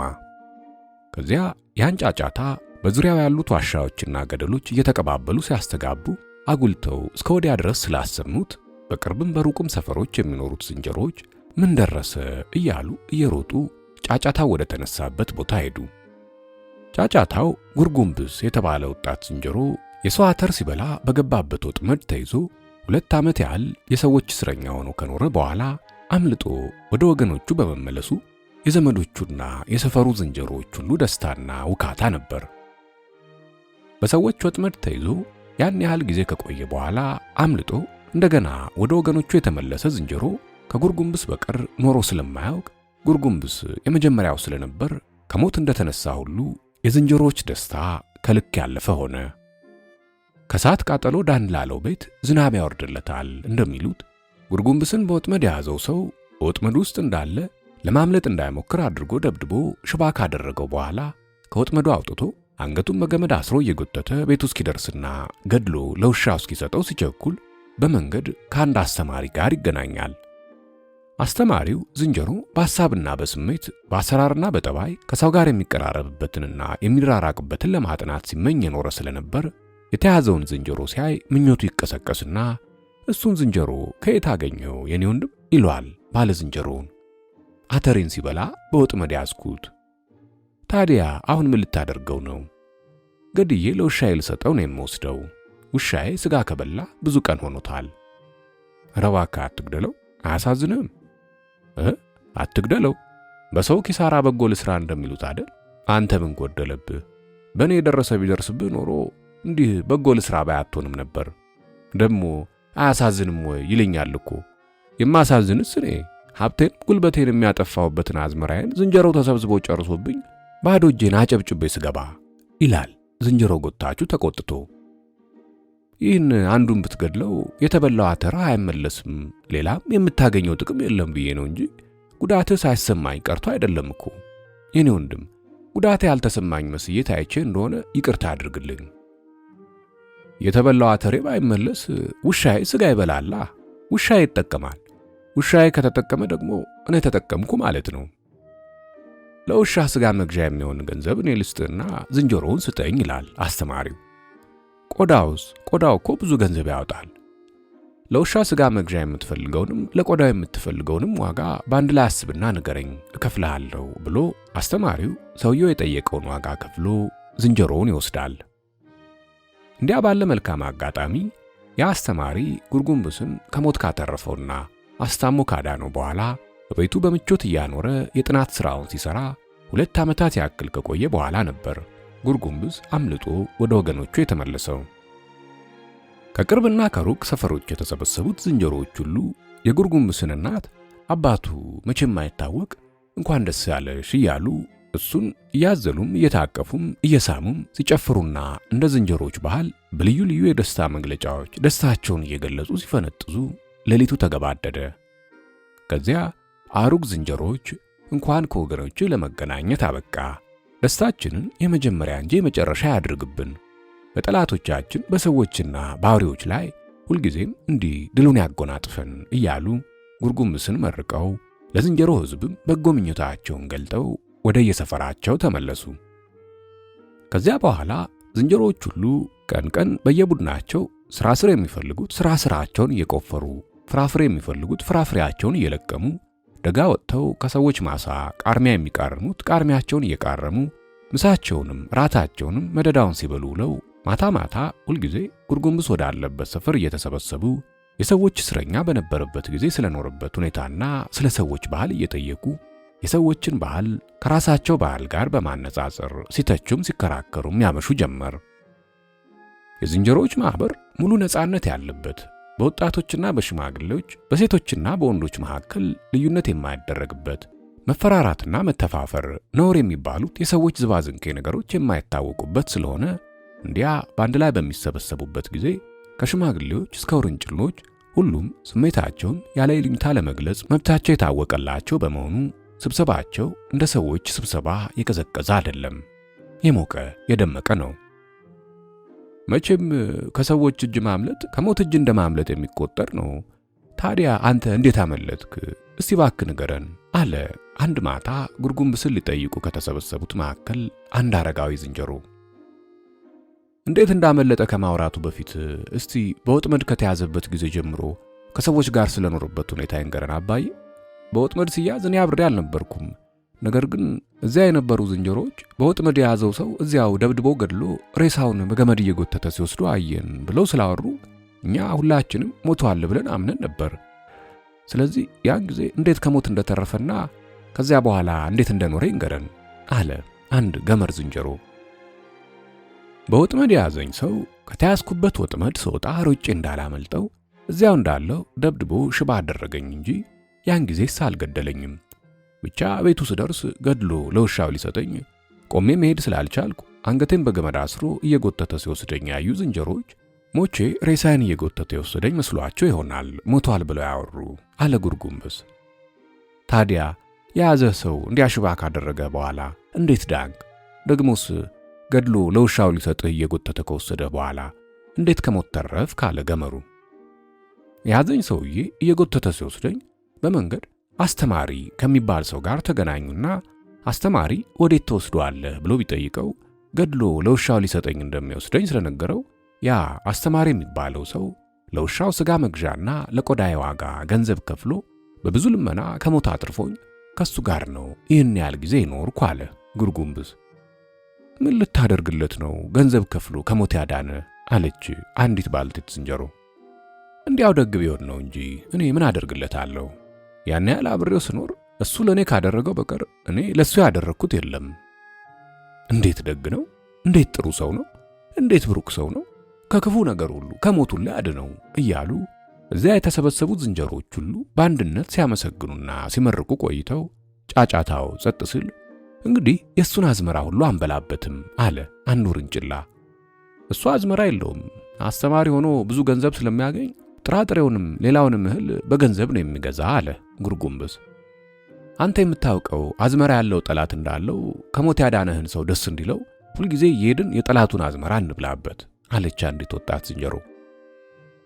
መቼም ይህን ሁሉ የምትሉ ያ ሰው ጉርጉምብስን ከሞት ለማትረፍ ገንዘቡን አውጥቶ የከፈለ ደግ ስለሆነ ነው ብላችሁ አምናችሁ ነው። እኔ ግን ከከፈለው ገንዘብ የበለጠ ጥቅም እንደሚያገኝ ካላወቀ ሰው ዝንጀሮን ከሞት ለማዳን ብቻ ብሎ ለደግነት ሲል ብቻ ዋጋ ይከፍላል ቢሉኝ አላምንም አለ አንድ ሌላ አረጋዊ ዝንጀሮ። ኤዲያ አባዬ ደግሞ አመል ሆኖብህ ሁሉም መጠርጠር ትወዳለህ። እንዲህ ያለው ክፉ አመል ነው። እስቲ ሰውየው ደግ ቢሆን ነው እንጂ ዝንጀሮ እንደ አህያ አይጫን ወይ እንደ በሬ ተጠምዶ አያርስ። ምን ጥቅም ሊያገኝ ነው ገንዘቡን ከፍሎ ከሞት ያዳነው አለ አስተማሪውን ከመረቁት መካከል አንዱ ገመር። አይ የልጅ ነገር፣ እንደኛ በብዙ ጠላቶች ተከበው ለሚኖሩ መጠርጠር አይገባም? መጠርጠር ይገባል። ጠላቶቻችን ሰዎች ለኛ ያሰቡ ደጎች መስለው እኛ በምንወዳቸው እንደ አተር፣ ባቄላ፣ እንደ በቆሎና ማሽላ ባሉ ምግቦች ዙሪያ ወጥመዳቸውን ሸሽገው አይደል ስለማንጠረጥር ስለማንጠነቀቅ የሚይዙ። የሆነ ሆኖ አሁን የሚያገኘው ጥቅም ምን እንደሆነ ልነግራችሁ አልችልም። እሱ ምናልባት ጉርጉምብስ እዚያ በቆየበት ጊዜ ያደረገውን ሁሉ በዝርዝር ሲነግረን ይገለጽልን ይሆናል። ብቻ አሁን ልነግራችሁ የምችለው በጠቅላላው ሰዎች የሚያደርጉትን ሁሉ የሚያደርጉት ሀብታቸውን ሁሉ አውጥተው የሚያፈሱ ጥቅም እንደሚያገኙበት አስቀድመው ስላወቁ መሆኑን ነው። ይህን ደህና አድርጌ ያውቃለሁ። እንዲያውም በሰዎችና በእኛ በዝንጀሮች መካከል ካሉት ልዩነቶች አንዱ ይሄ ነው አለ አረጋዊው። እንዴት? አለ ገመሩ። እንዲያው ለምሳሌ ያህል እኛ ዝንጀሮዎች አተሪውን ባቄላ፣ በቆሎ ይሁን ማሽላ ወይም ሌላ ጥራጥሬ ስናገኝ ያን ያገኘነውን በዕለቱ በልተን ጨርሰን በማግስቱ ሌላ የሚበላ ነገር ፍለጋ እንዞራለን። ሰዎች ግን እኛ ያገኘነውን ያህል ኧረ ከዚያ የሚያነሰ ጥራጥሬ ወይም እህል ሲያገኙ በዕለቱ በልተን እንጨርሰው አይሉ። ሳይጠግቡ ከሚበሉት ቀንሰው አውጥተው የዘሩት እንደሆነ የበለጠ ጥቅም እንደሚያገኙ ስለሚያውቁ ይዘሩና በአጭር ጊዜ ውስጥ ከዘሩት ብዙ ጊዜ የሚበልጥ ለብዙ ጊዜ የሚበቃ ምርት አግኝተው እንደኛ በየዕለቱ ምግብ ፍለጋ ሳይዞሩ ብዙ ጊዜ አርፈው ይበላሉ ሲሉ አረጋዊው አባዬ ያለው እውነት ነው። ሰዎች ጥቅም ካላዩ ለደግነት ብቻ ብለው የሚያደርጉት ነገር የለም። የሚያገኙትን ጥራጥሬና ሌላ እህልም እንደኛ እንደ ዝንጀሮዎች በዕለቱ በልተው ከመጨረስ ይልቅ ሳይጠግቡ ከሚበሉት ቀንሰው ዘርተው ለብዙ ጊዜ የሚበቃቸው ምርት ካገኙ በኋላ ቃርሚያው ለኛ እንኳን ይተርፋል።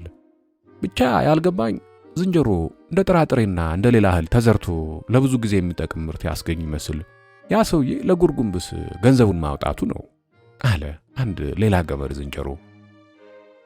ዝንጀሮ እንደ ጥራጥሬና እንደ ሌላ እህል ተዘርቶ ለብዙ ጊዜ የሚጠቅም ምርት ባያስገኝ የሚያስገኘው ሌላ ጥቅም ይኖራል። ሰዎች እኮ እንደኛ እንደ ዝንጀሮች ጥራጥሬውንና ሌላውን እንደ ጥራጥሬ የሚበላውን ብቻ አይደለም ጠቃሚ የሚሉት እኛ የማናውቀው ሌላ ብዙ ነገር አላቸው አለ አረጋዊው ዝንጀሮ። እንዲያ እንጂ ደግሞ ከጥራጥሬ የበለጠ የሚጥም ምን ነገር ኖሮ ነው የነፍስ ዋጋ የሚከፈልበት? ቆርሸሞ እንደሆነ ሰዎች አይበሉ አለች አንዲት ባልቴት ዝንጀሮ። እስቲ ይህን ውዝግባችሁን ተውትና ቅድም አባዬ እንዳለው ጉርጉምብስ እስረኛ ሆኖ በቆየበት ጊዜ የኖረበትን ሁኔታ ይንገረንና ምናልባት ከዚያ ሰውየው ገንዘብ ከፍሎ ነፍሱን ያተረፈበት ምስጢሩ ይገለጽልን ይሆናል ሲል አንድ ገመር የተሰበሰቡት ሁሉ በሐሳቡ ስለተስማሙ ጉርጉምብስ ከሰዎች ጋር ስለኖረበት ሁኔታ ይነግራቸው ጀመር። እንዲያውም አስተማሪ በወጥመድ ለያዘኝ ሰው ብቻ አይደለም ገንዘብ የከፈለ። በወጥመድ የያዘኝ ሰው ሲደበድበኝ የተሰበረ እግሬን ጠግኖና የቆሳሰለ አካላቴን ሁሉ ብዙ ቀን በመድኃኒት አሽቶ ላዳነኝ ሐኪም ለተባለ ሰው የከፈለው ገንዘብ በወጥመድ ለያዘኝ ሰው ከከፈለ ይበልጣል። በዚያ ላይ አተርና ባቄላ፣ በቆሎና ማሽላ፣ ሽምብራ፣ ገብስ ሁሉ ወደ ተኛውበት ቦታ ራሱ ይዞ መጥቶ ያቀርብልኝና ፊቴ ቁጭ ብሎ እያየ የመረጥኩትን እስክጠግብ ድረስ ያበላኛል። አቤት አስተማሪ እንዴት ደግ መሰላችሁ! በጣም ይወደኝ ነበር። እስክድን ድረስ ጥራጥሬ እስክጠግብ አብልቶ ውሃ ነበር የሚያጠጣኝ። ከዳንኩ በኋላ እንጀራና ወጥ የሚባል ምግብ እያበላ ጠጅ፣ ጠላ፣ አረቄ የሚባሉ መጠጦች ያጠጣኝ ጀመር። መጀመሪያ መብሉንም መጠጦቹንም አልወደድኳቸውም ነበር። ጥራጥሬ በልቼ ውሃ መጠጣት ነበር የምወድ። ከለመድኳቸው በኋላ ግን እንጀራና ወጡንም ጠላና ጠጁን አረቄውንም ወደድኳቸው። ይልቁንም አረቄውንማ ትንሽ ስጠጣ ሰዎቹን ሁሉ ዝንጀሮች አድርጎ ስለሚያሳየኝና ከናንተ ከዝንጀሮች ጋር የሆንኩ ስለሚመስለኝ በጣም ወደው ነበር። እሱን ትንሽ ስጠጣ በቃ ሰዎች ሁሉ ዝንጀሮች ስለሚሆኑ ደስ ይለኝና ተነስቼ የዝንጀሮ ጭፈራ ስጨፍር ልጆችም ከኔ ጋር ይጨፍራሉ። አስተማሪ እማማና ትርንጎ ብቻ ቁጭ ብለው እኛን እያዩ ይስቃሉ እንጂ አይጨፍሩም። ማማና ትርንጎን ማስጨፈርና ማቀፍ አምሮኝ ይዣቸው ልሄድ ስል ተቆጥተው ስለሚመቱኝ እኔም ተቆጥቼ እነሱን መምታትና ዕቃቸውን መስበር ጀምራለሁ። ያን ጊዜ አስተማሪ አስረኝና ተኝቼ ስነሳ ረሳዋለሁ። ማማና ትርንጎ ማን ናቸው? አለች አንድ ባልቴት ዝንጀሮ። ማማ የአስተማሪ ምሽት ናት። ትርንጎ የአስተማሪና የማማ ልጅ ናት። ምሽት ማለት ምንድነው? አለች ሌላ ባልቴት ዝንጀሮ። ምሽት ማለት ከባሏ በቀር ሌላ ወንድ የማያቅፋት ሴት ናት።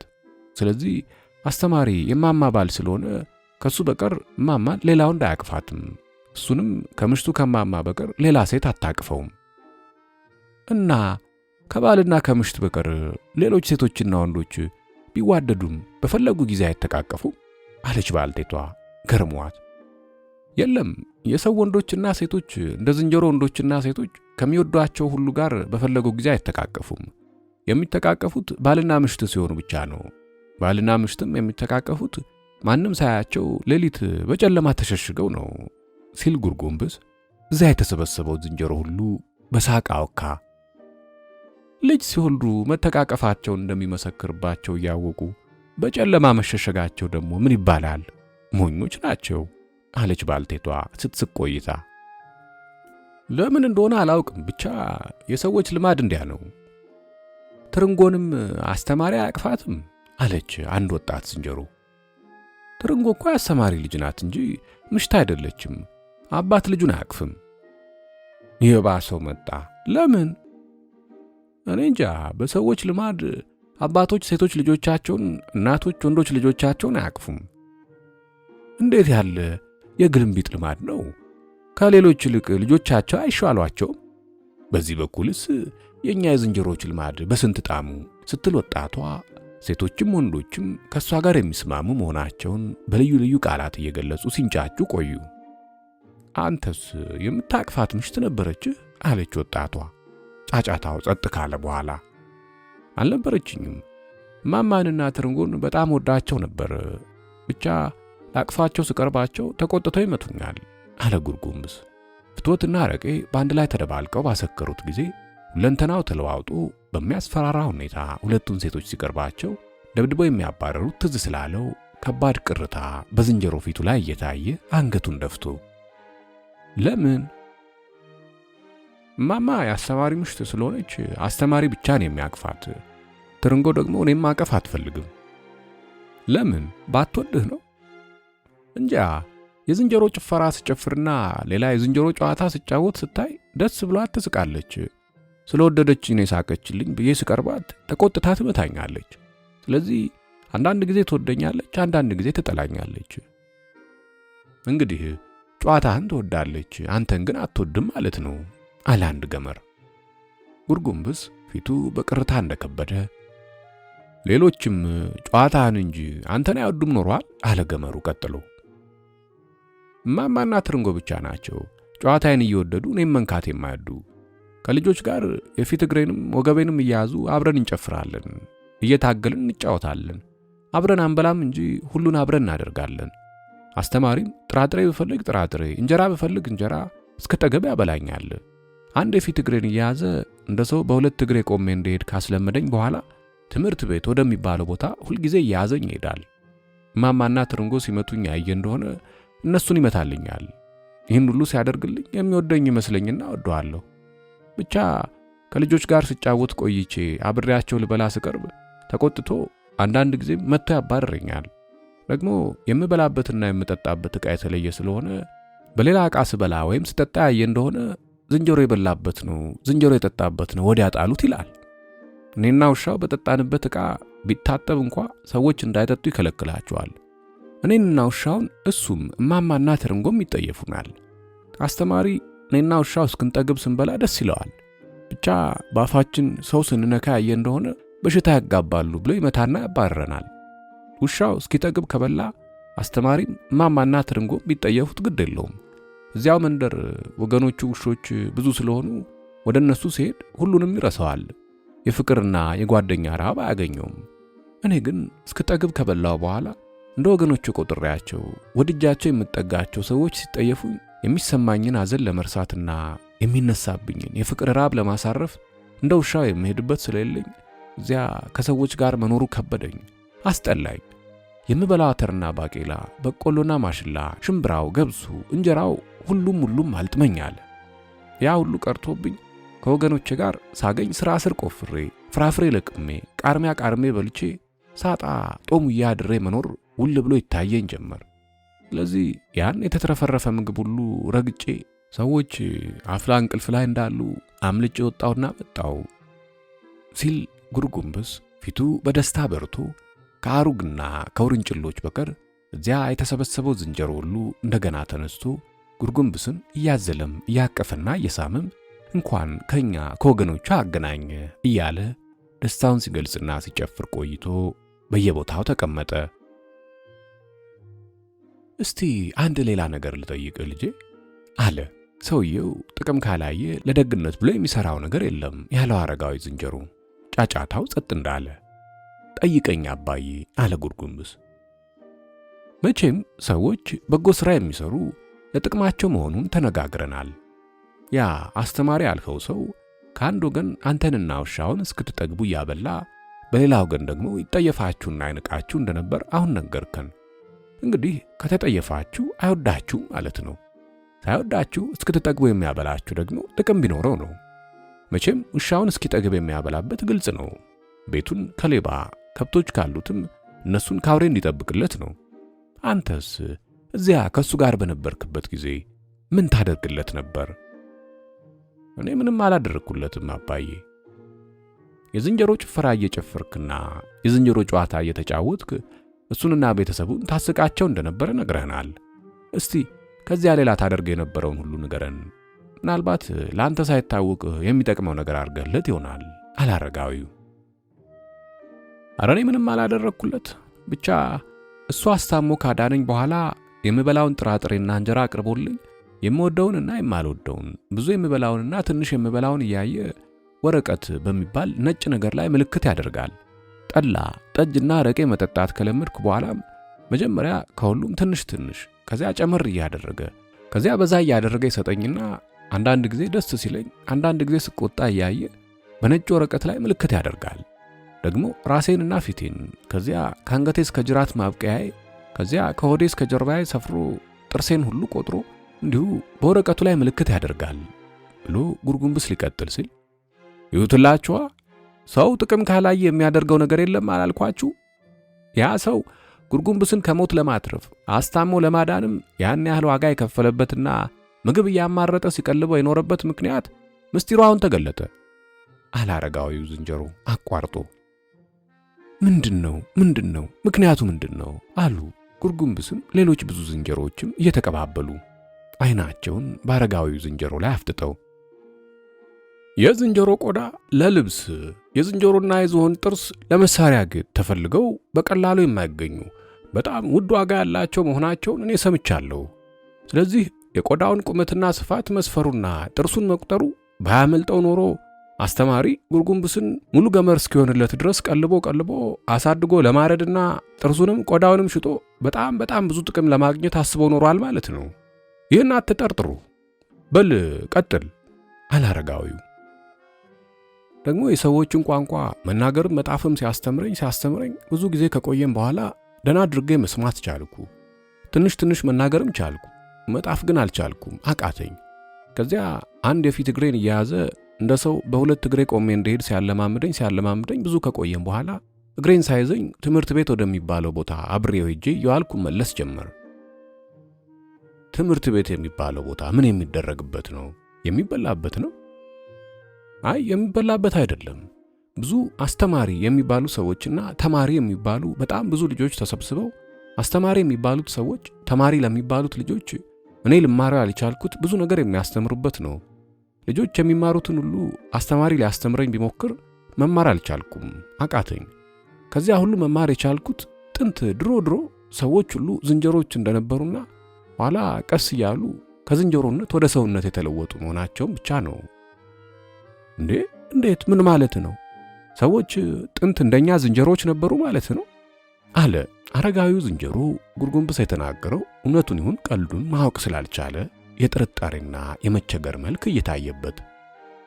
አስተማሪ የሚባሉት አዋቂዎች ሁልጊዜ የሚናገሩትም ለተማሪዎች የሚያስተምሩትም ሰዎች ሁሉ ድሮ ዝንጀሮች እንደነበሩና ኋላ ሲሻሻሉ በመጨረሻ ሰዎች የሆኑ መሆናቸውን ነው። ታዲያ አንተ ዝንጀሮች ተሻሽለው ሰዎች የሆኑበትን መድኃኒት ተማርከው? አይ ሰዎች ድሮ ዝንጀሮች እንደነበሩና ኋላ ሰዎች እንደሆኑ ነው እንጂ የተማርኩት ከዝንጀሮነት ወደ ሰውነት የለወጣቸው መድኃኒትስ አልተማርኩም። ታዲያ እንደ ሰው በሁለት እግር ቆሞ መሄድና እንደ ሰው መናገር ከመማር ይልቅ ከዝንጀሮነት ወደ ሰውነት የሚለውጠውን መድኃኒት ተምሮ መምጣት አይሻልም ኖሯል? አለ ሌላ አረጋዊ ዝንጀሮ። ከዝንጀሮነት ወደ ሰውነት የሚለውጠውን መድኃኒት ቢማር ምን ያደርግለት ኖሯል? አለች አንድ ወጣት ዝንጀሮ። ያን መድኃኒት ተምሮ ቢመጣ ኖሮማ ሁላችንም እሱን አድርገን በአንድ ጊዜ ሰዎች እንሆን ነበራ፣ አለ አረጋዊው። ምን በወጣኝ፣ እኔስ ሰው ከመሆን ዝንጀሮነት ይሻለኛል፣ አለች ወጣቷ። ለምን? ቅድም ጉርጉምብስ በሰዎች ልማድ ሴት ከባሏ በቀር ከምትወዳቸው ወንዶች ሁሉ ጋር አትተቃቀፍም፣ ባልና ምሽትም የሚተቃቀፉ በጨለማ ተሸሽገው ነው ያለውን አታስታውስም አባይ? ታዲያ ይህ የሚወደድ ሆኖ ነው ዝንጀሮነታችንን ትተን ሰዎች ለመሆን መድኃኒት ፍለጋ የምንሄድ? ደግሞ ሳይተያዩ ተሸሽጎ ፍቅር ብሎ ነገር አለ ባካችሁ ስትል ወጣቷ በሰዎች ግብዝ ልማድ የፌዝ ሳቅ እየሳቀች ዝንጀሮ ሁሉ በሳቅ አወካ። አየ ልጅ ነገር፣ አለ አረጋዊው እሱም ከሌሎች ጋር ሲስቅ ቆይቶ።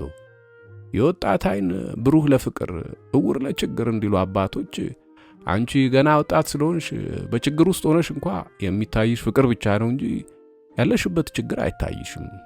የዝንጀሮ ሕዝብ የሚኖረው የችግርና የስቃይ ኑሮ የሚታያቸው አንቺ አሁን ያለሽበትን የወጣትነት ዕድሜ ያለፉት ናቸው።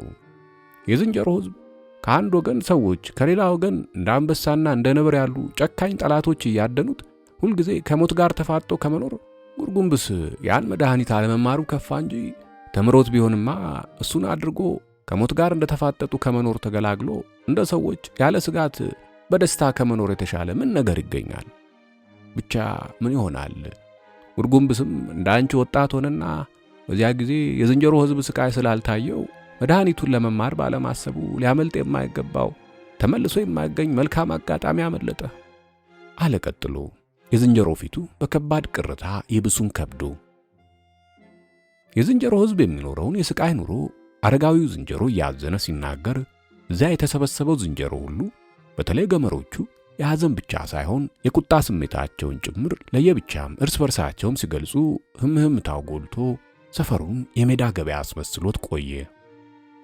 ከዚያ እስቲ አንድ ጊዜ ጸጥ በሉና ስሙኝ፣ አለ አንድ ገመር ዝንጀሮ ድምፁን ከፍ አድርጎ። አንድ ጊዜ ስሙኝ፣ እውነት ሰዎች ጥንትም ይሁን ከዝንጀሮ እናቶችና አባቶች የተወለዱ የዝንጀሮ ዘሮች ከሆኑ ሲሆን እኛን ዘመዶቻቸውን እኛን ወገኖቻቸውን አንበሳና ነብር ሌሎችም ኃይለኞች አውሬዎች እያደኑ የያዙትን አርደው እየበሉ የተረፍነውን መድረሻ ሲያሳጡን ዝም ብለው መመልከት ባልተገባቸው ሊረዱን በተገባቸው። ነገር ግን ያስ ቢቀር እርዳታውስ ቢቀር እንዴት እነሱ ራሳቸው ለምን በዱር በገደል ተሰደው ኖሩ ብለው እንደ ጠላት እያደኑ ይጨርሱናል? እውነት ሰዎች ከዝንጀሮ እናት አባቶች የተወለዱ ከሆኑ የእናት አባቶቻቸውን ቦታ የእናት አባቶቻቸውን አጽመ ርስት መውረስ አልበቃ ብሏቸው እኛኑ የአጽመ ርስቱ ጥንተ ባለቤቶች የሆኑትን ዝንጀሮች በዱር በገደል እያደኑ እያሳደዱ መጨረሳቸውን የማንስ የምንስ ሕሊና ይቀበለዋል? አይቀበለውም። ስለዚህ ተስማሙ እንደሆነ እኔ የማቀርበው ሐሳብ አንደኛ ጉርጉምብስ እንደነገረን ሰዎች የዝንጀሮ ዘሮች መሆናቸውን ራሳቸው አምኖበት ለልጆቻቸው የሚያስተምሩት ከሆነ ጉርጉምብስን ይዘን ሄደን በእሱ አነጋጋሪነት ያን እነሱ ከዝንጀሮነት ወደ ሰውነት የተለወጡበትን መድኃኒት እንዲሰጡን፣ ሁለተኛ በሚሰጡን መድኃኒት ከዝንጀሮነት ወደ ሰውነት ስንለወጥ ዘመዶቻችሁ ነንና በመካከላችሁ ተቀበሉን፣ ርስት አካፍሉን የማንላቸው መሆናችንን በመሐላ አረጋግጠን በአቅራቢያቸው የእነሱ ያልሆነውን ዱር መርጠን ገደል ቆፍረን የምንበላውን እያዘመርን ስንኖር እነሱ እንደ ጠላቶች ማየታቸውንና እያደኑ መግደላቸውን እንዲተውን እንዲሁም በመሳሪያ ራሳችንን መጠበቅ እስክንችል ድረስ እንደ አንበሳና ነብር ያሉ ጠላቶቻችን አውሬዎች ሲያስቸግሩን እንዲረዱን ብቻ እንድንጠይቃቸው ነው። እኒህን ጥያቄዎች መቀበል የሚያስከትለው ችግር ስለሌለ የሚከብዳቸው አይመስለኝም። ደግሞ ምንጊዜም ቢሆን የዝንጀሮ ሥጋ ስለማይበሉ እኛን አድኖ መግደሉ ቢቀርባቸው ምንም አይጎዱ ብሎ ገመሩ ሐሳቡን ከማብራሪያ ጋር ተናግሮ ሲጨርስ እዚያ ከተሰበሰቡት ዝንጀሮዎች የሚበዙት ሐሳቡን በደስታ ተቀብለው ጥሩ ሐሳብ ነው፣ ግሩም የሆነ ሐሳብ ነው፣ ሄደን እንጠይቃቸው እያሉ ሲንጫጩ ቆዩ። ከዚያ አንድ አረጋዊ ዝንጀሮ እስቲ ጉድንጉድ ስላቀረበው ሐሳብ ምስጋናዬንና ምርቃቴን አቅርቤለት አንድ ጥያቄ ልጠይቅ አለ ድምፁን ከፍ አድርጎ። ጉድንጉድ ሐሳቡን ያቀረበው ገመድ ስም ነው። ምን ጥያቄ ነው አባዬ? አለ ጉድንጉድ። ጥያቄው ለአንተ ብቻ እንኳ አይደለም፣ ለሁሉም ነው። መቼም በጉድንጉድ ሐሳብ ተስማምቼ አመስግኛለሁ። ነገር ግን ይህን ማለፊያ ሐሳብ ይዘን ወደ ሰዎች ከመሄዳችን በፊት ማድረግ የሚገባን ነገር የለም ሲል አረጋዊው ምን አለ? ምን ነገር አለ? ምንድነው አስቀድመን ማድረግ ያለብን? የሚሉ ጥያቄዎች ከየአቅጣጫው ተወረወሩበት። እውነት ሰዎች ጥንት ዝንጀሮዎች የነበሩ መሆናቸውን አጣርቶ ማወቁ በጣም የሚያስፈልግ ይመስለኛል። የልጅና የሴት ወሬ አመነ ጉም የዘገነ አንድ ናቸው እንዲሉ አባቶች ልጅና ሴት የሰሙትን ወሬ ሳያጣሩ ለማውራት ስለሚቸኩሉ ምንጊዜም ቢሆን እነሱ ያመጡትን ወሬ ተቀብሎ በሱ መሰረት ከመስራት አስቀድሞ ማጣራት ከፍረት ያድናል። ጉርጉምብስ የነገረንን ወሬ ብቻ አምነን ሄደን እውነት ሳይሆን የቀረ እንደሆነ አፍረን እንዳንመለስ እውነቱን ካጣራን በኋላ ጉድንጉድ ያቀረበውን ሐሳብ ብንከተል የሚሻል ይመስለኛል አለ አረጋዊው። ከዚያ አረጋዊው ሴቶችን ከልጆች ጋር ደምሮ ወሬ ከማጣራት ይልቅ ለማውራት ይቸኩላሉ በማለቱ የተቆጣች ባልቴት ዝንጀሮ ኤዲያ እናንተ ወንዶች ሴቶችን አክፍታችሁ ለማሳየት ውሸታችሁን ስትፈጥሩ የእናንተ ወደላ ጉድለት አይታያችሁም። እኛ ያሰብነውን ሳናወላውል ሳናመነታ ቶሎ በሥራ መዋላችንን ፈጣንነታችንን ቆራጥነታችንን አጣማችሁ ለወሬ መቸኮል ትሉታላችሁ። የእናንተን በመንታ መንገድ ላይ እንደቆሙ ውሎ ማደር የእናንተን ወላዋይነት አስተዋይነት ትሉታላችሁ። ወንድ ሲያወላውል የጎረሰው ኮርሽም ባፉ ይበቅል እንዲሉ እናቶች የጎረሳችሁትን ኮርሽም አላምጠን እንዋጠው ወይስ እናቆየው እያላችሁ ስታወላውሉ ስታመነቱ ውዱ ኮርሽም ባፋችሁ ውስጥ በቅሎ ደርቆ ተበላሽቶ በመጨረሻ ወጥቶ ይወድቃል። እኛ ኮርሽም ካገኘን ወይ እንደጎረስነው አላምጠን እንውጠዋለን፣ ያለዚያ ለሌላ ጊዜ ለመቆጠብ እናስቀምጠዋለን እንጂ እንደናንተ ከጎረስነው በኋላ ስናወላውል ባፋችን እንዳለ አበላሽተን አንጥለውም። አሁን ጉድንጉድ ያቀረበው ሐሳብም የኮርሽም ውጣ ባይደርስበት ምን ብለሽ ነበር በሉኝ። እናስብበት እናጣራው ስትሉ ስታወላውሉ በመጣራት ፋንታ ሌላ አረም በቅሎበት ጠፍቶ ይቀርላችኋል ስትል አረጋዊውን በንዴት በቀሉ አይኖቿ እያየች ሳቁ ካታ ሆነ። አረጋዊው እንኳ ሲስቅ ከቆየ በኋላ ከተቀመጠበት ተነስቶ ባልቴቷ ዝንጀሮ ዳለችበት ሄዶ በጎኗ ተቀመጠና አነጋገሯ ደስ ስላሰኘው እሷ በእጇ እየተከላከለች አንገቷን አቅፎ ሳማት። ሂድ ወዲያ አትሳመኝ፣ ቆራጥ ጎበዝ ነው እንጂ እንዳንተ ያለው ወላዋይ ስሞኝ አያውቅም ብላ ከሳማት በኋላ እየሳቀች በጥፊ ስትመታው አረጋዊውም ሌሎቹም ይስቁ ጀመር። አባዬ እኔ ያቀረብኩትን ሐሳብ ተከትለን ሰዎችን ለመጠየቅ ከመሄድ በፊት ጉርጉምብስ ያመጣውን ወሬ እውነት መሆኑን ማጣራት ያስፈልጋል ያልክ፣ እንዴት አድርገን ነው የምናጣራው? አለ ጉድንጉድ። ባልቴቷ ዝንጀሮ የተናገረችው ያስነሳው ሳቅ ጋብ እንዳለ። ታሪክ አዋቂዎችን ጠይቀን ካልሆነ ሌላ የምናጣራበት ምን መንገድ ይኖራል ልጄ? አለ አረጋዊው። ሰው ከዝንጀሮነት ወደ ሰውነት ሲለወጥ የነበሩና የሚያውቁ የታሪክ ሊቃውንት አሁን ወዴት እናገኛለን አባዬ? ታሪክ አዋቂ ማለት እኮ ታሪክ ሲሰራ ወይም ሲሆን የነበረ ብቻ አይደለም። የነበረው ለሚከተለው ትውልድ እየነገረ ከትውልድ ወደ ትውልድ ሲወርድ የመጣውን ታሪክ ተከታትሎ ማወቅ የሚወድና የሚችል ጭምር ማለት ነው። ከኛ በፊት የነበሩት ጥንታውያን ዝንጀሮዎች ታሪካቸውን ማወቅ ብቻ ሳይሆን ለተከታዮቻቸው መንገር ይወዱ ነበር። ዛሬ ያለነው ዝንጀሮዎች ግን ለታሪካችን ግድ የሌለን ሰነፎች ሆነናል። ታዲያ ከትውልድ ወደ ትውልድ እየተላለፈ የመጣውን እውነተኛ ታሪክ የሚያውቁስ ቢሆን ይገኛሉ? እኔም እዚህ ካላችሁት ሁሉ ቀደም ብዬ የተወለድኩ በመሆኔ ታሪክ በመጠኑ አውቃለሁ። ብቻ የኔ የታሪክ ዕውቀት ከኔ በፊት ተወልደው ከኖሩት ሊቃውንት ዕውቀት ጋር የሚተካከል አይደለም። ያው የማውቀው ያህል ግን ጉርጉምብስ ከሰዎች ዘንድ ካመጣው ወሬ ጭራሽ የተለየ ነው። ስለዚህ ወሬውን እናጣራው ያልኋችሁ አባሆይ ዱሩላ፣ አባሆይ ዋሹላ፣ አባሆይ ገደሉላ የሚባሉ ሞት የረሳቸው አሩግ ዝንጀሮች ዝንጀሮ ሰፈር በሚባለው የዝንጀሮች ሰፈር በአንዱ ዋሻ ውስጥ የሚኖሩ መሆናቸው ትዝ ስላለኝና ሶስቱም የተደነቁ የታሪክ ሊቃውንት መሆናቸውን ስለማውቅ ወሬው እውነት መሆን አለመሆኑን እነሱን ጠይቀን እንድናጣራ ነው ሲል አረጋዊው እዚያ የተሰበሰበው ዝንጀሮ ሁሉ በአረጋዊው ሐሳብ ተስማምቶ በሱ መሪነት 3 አረጋውያንና 7 ገመር ዝንጀሮች ጉርጉምብስ ጭምር ወደ 3ቱ የታሪክ ሊቃውንት ዝንጀሮች ሄደው ታሪኩን አጣርተው እንዲመለሱ ተወሰነ። መቼም የዝንጀሮ አባቶች መውለዳቸው ሳይቀር ከምን ሴት ምን ልጅ እንደወለዱ ስለማያውቁ አባቶችና ልጆቻቸው አባትና ልጅነታቸውን ስለማያውቁ አባቶች ስናረጅ ልጆቻችን ይጦሩናል የማለት ተስፋ የላቸውም። ወልዶ መናዎች የወላድ መካኖች ናቸው። የዝንጀሮ አባቶች አርጅተው ራሳቸውን መርዳት ሲሳናቸው ከማህበሩ አባሎች ለነፍሳቸው ያደሩ እንጽደቅ ያሉ ከቆፈሩት ሥራ ስር ከለቀሙት ፍራፍሬና ከቃረሙት ቃርሚያ በልተው የተረፋቸውን ሲጥሉላቸው ያን እየቀመሱ ሞት መጥቶ እስኪወስዳቸው የሚጠብቁ ናቸው። አባሆይ ዱሩላ፣ አባሆይ ዋሹላና አባሆይ ገደዱላም ከመቀመጥና ከመተኛት በቀር ቆሞ መሄድ እስኪሳናቸው አርጅተው ስለነበር ለነፍሳቸው ያደሩ የዝንጀሮ ማህበር አባሎች እየጠሯቸው በአንድ ላይ አንድ ዋሻ ውስጥ ይኖሩ ነበር። 3ቱ አረጋውያንና 7ቱ ገመር ዝንጀሮች ጉርጉምብስም ጭምር ኮርሽም የሚባለውን የዝንጀሮዎችን ምርጥ ምግብና የሌሎችን ስራ ስርም ፍራፍሬም በረከት ይዘው ዝንጀሮ ሰፈር እንደደረሱ 3ቱ ሊቃውንት ዝንጀሮች ያሉበትን ዋሻ ጠይቀው ገቡ። 3ቱ ሊቃውንት የእንግዶችን መምጣት ሲሰሙ ከተኙበት እየተነሱ ተቀምጠው ተቀበሏቸው። አባቶቻችን ሆይ አባሆይ ዱሩላ፣ አባሆይ ዋሹላና አባሆይ ገደሉላ አለ ታሪክ ለማጣራት የሄዱት ዝንጀሮች መሪ። በባህላቸው ለሚከበሩ ዝንጀሮች የሚደረገውን የአክብሮት ስነ ስርዓት እሱና ጓደኞቹ ከፈጸሙ በኋላ አባቶቻችን ሆይ ዛሬ ከዝንጀሮ የታሪክ ሊቃውንት የተረፋችሁ እናንተ ብቻ በመሆናችሁ ስለ ዝንጀሮና ስለ ሰው ታሪክ ልንጠይቃችሁ ከሩቅ አገር መጥተናል። ነገር ግን የመጣንበትን ጥያቄ ከማቅረባችን በፊት ይህን ያመጣንላችሁን ትንሽ በረከት ምንም እንኳ እንደናንተ ላላችሁ ትልልቅ ዝንጀሮች የሚገባ ባይሆን ባዷችንን በፊታችሁ እንዳንቆም የአክብሮታችን ምልክት እንዲሆን ከሩቅ አገር ተሸክመን ያመጣነው ነውና እንድትቀበሉን ለምናችኋለን ሲል አረጋዊው መሪ 3ቱም የዝንጀሮች ሊቃውንት ያን ሁሉ በረከት በተለይ ኮርሽሙን አይተው በጣም ደስ አላቸውና የአሮጌ ዝንጀሮ ፊት ሊያሳየው የሚችለውን ያህል ብሩህ ፈገግታ በፊታቸው ወገግ አለ። እንዳከበራችሁን አክባሪ ያሳጣችሁ ጠያቂ አይንፈጋችሁ ልጆቻችን። ሐዘናችን ችግራችን ታሪክ የሚጠይቀን ስላጣን ነው እንጂ መቼ ታሪክ የሚጠይቀን ስለበዛብን ነው። እንኳንስ ተጠይቀን እኛ ጠይቀን ታሪክ የምንነግረው ብናገኝ ደስታውን ባልቻል ነው።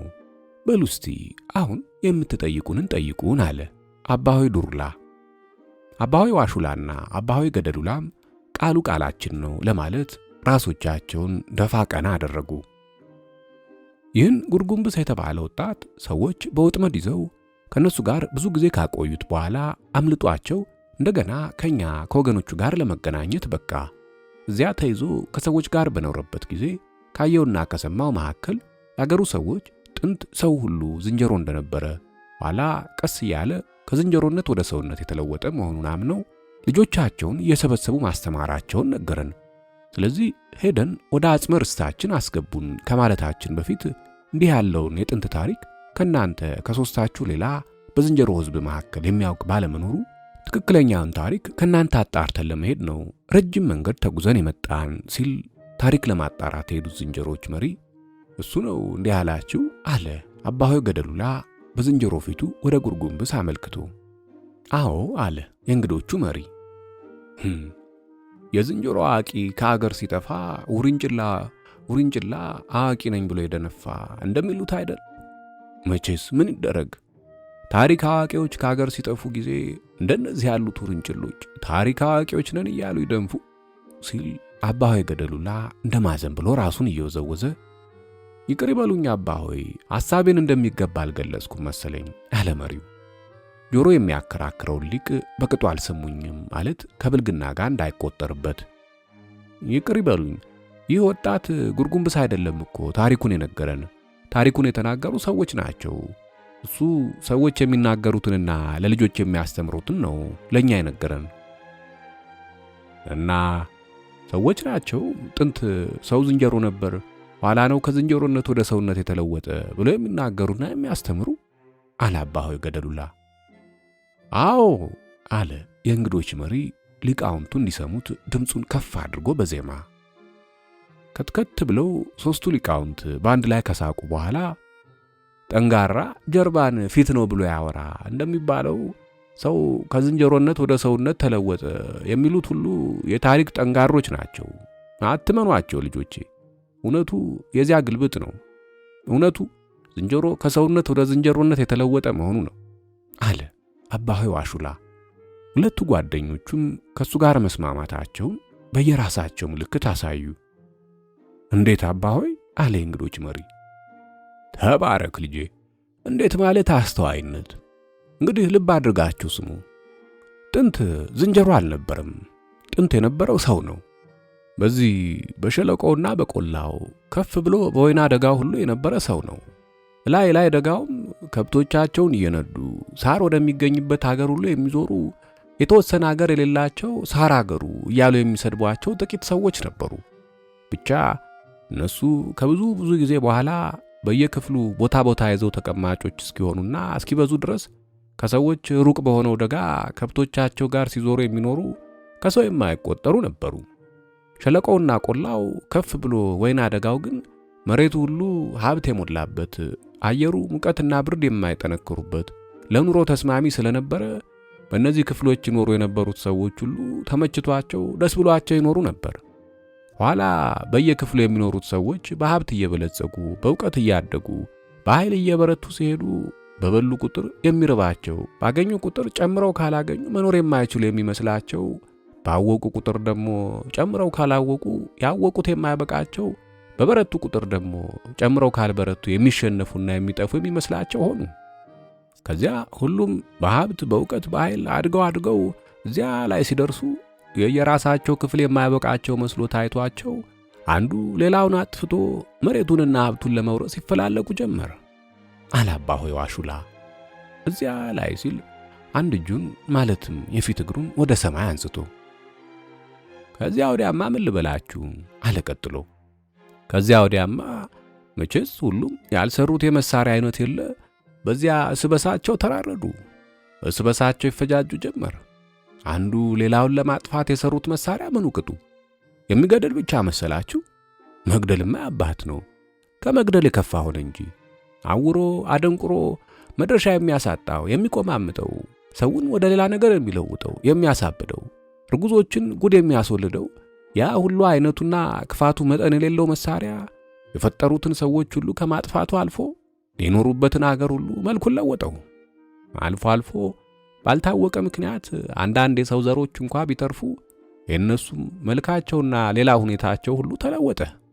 በሸለቆውና በቆላው በወይና ደጋው ውሃውም አየሩም ተክሉም ምድሩም ሁሉ ተመርዞ ስለነበረ እዚያ የሚበቅለው ሁሉ በመጣምና በመጥቀም ፋንታ የሚያፈዝና የሚያደነዝዝ የሚያቆስልና የሚገድል ሆነ። እዚያ የሚወለደውስ ምን ሆነ መሰላችሁ?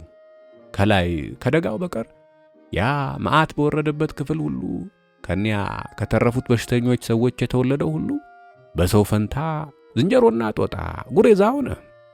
ይሁትላችሁ ልጆቼ፣ የዝንጀሮ የታሪክ ሊቃውንት እንዳስተማሩን ይህ ነው ታሪኩ ከስር ከመሰረቱ። ስለዚህ ዝንጀሮ ነው እንጂ ከሰው የተወለደ ሰው ከዝንጀሮ አልተወለደም። ይህ ነው በማይነቃነቅ የታሪክ መሰረት ላይ የተመሰረተው እውነት ብሎ አባ ሆይ ዋሹላ ሁለቱን ጓደኞቹን ዞር ብሎ ሲያይ አባ ሆይ ዱሩላና አባ ሆይ ገደዱላም ቃልህ ቃላችን ነው ለማለት እየተከዙ ራሶቻቸውን ደፋ ቀና አደረጉ።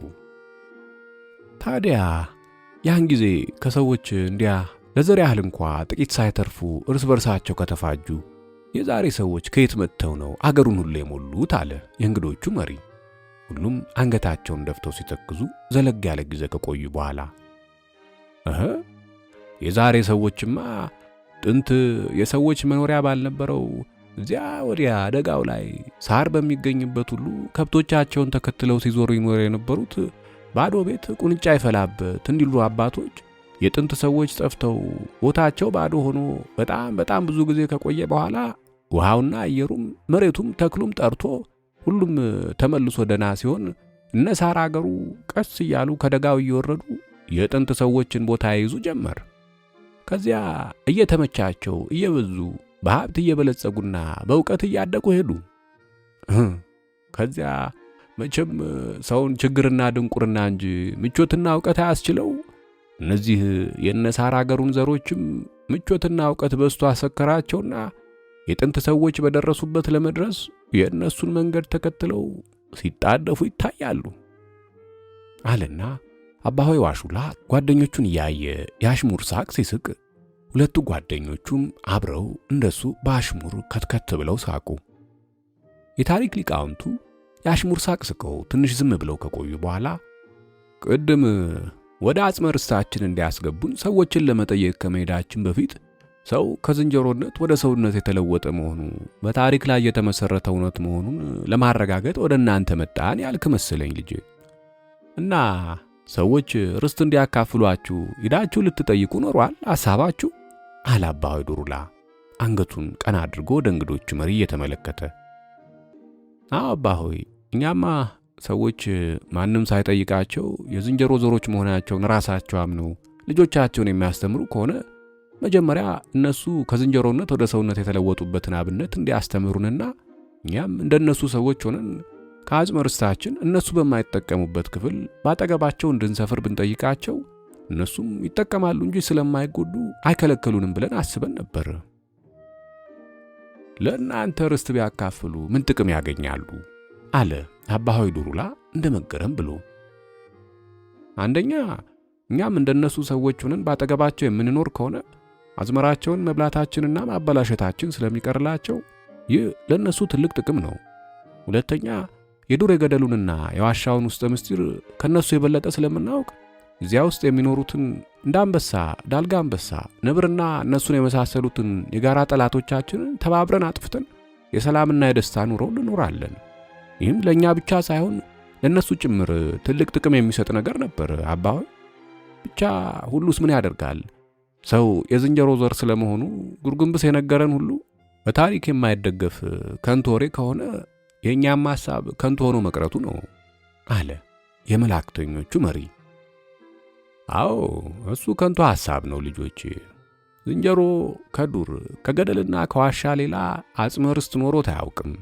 ስለዚህም ምንጊዜም ኖሮ የማያውቅ ርስት ፍለጋ ወደ ሰዎች ለመሄድ ከማሰብ ይልቅ የዝንጀሮን ሕዝብ አጥብቆ ሊያሳስበው የሚገባ ሌላ ነገር ነው። ምን አባሆይ? እነሱ የዝንጀሮን አጽመ ርስት ዱር ገደሉንና ዋሻውን ለመካፈል የመጡ እንደሆነ ምን ማድረግ እንደሚሻል ነዋ። እሱ ነው አጥብቆ የሚያሳስበው።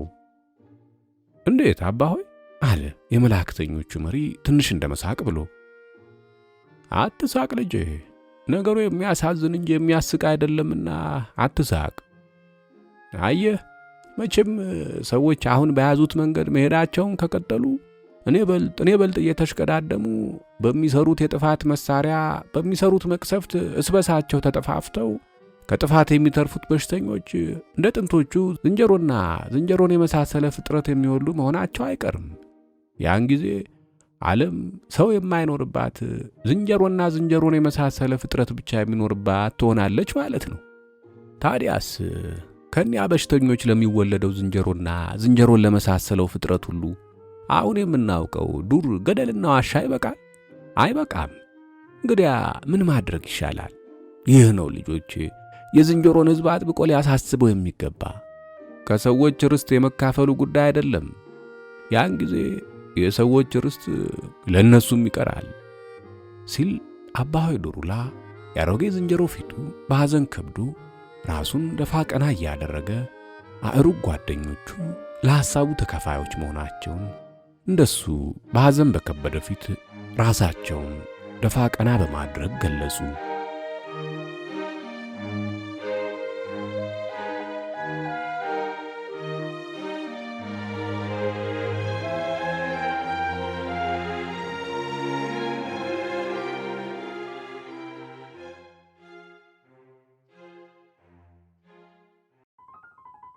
ስላዳመጣችሁ ከልብ አመሰግናለሁ። እስኪ ከሦስቱ ታሪኮች የትኛውን ወደዳችሁት? ኮሜንት ላይ ጻፉልኝ። አዘጋጅቼ ያቀረብኩላችሁ አድማስ ነበርኩ። በሌላ ትረካ እስከምንገናኝ መልካም ጊዜ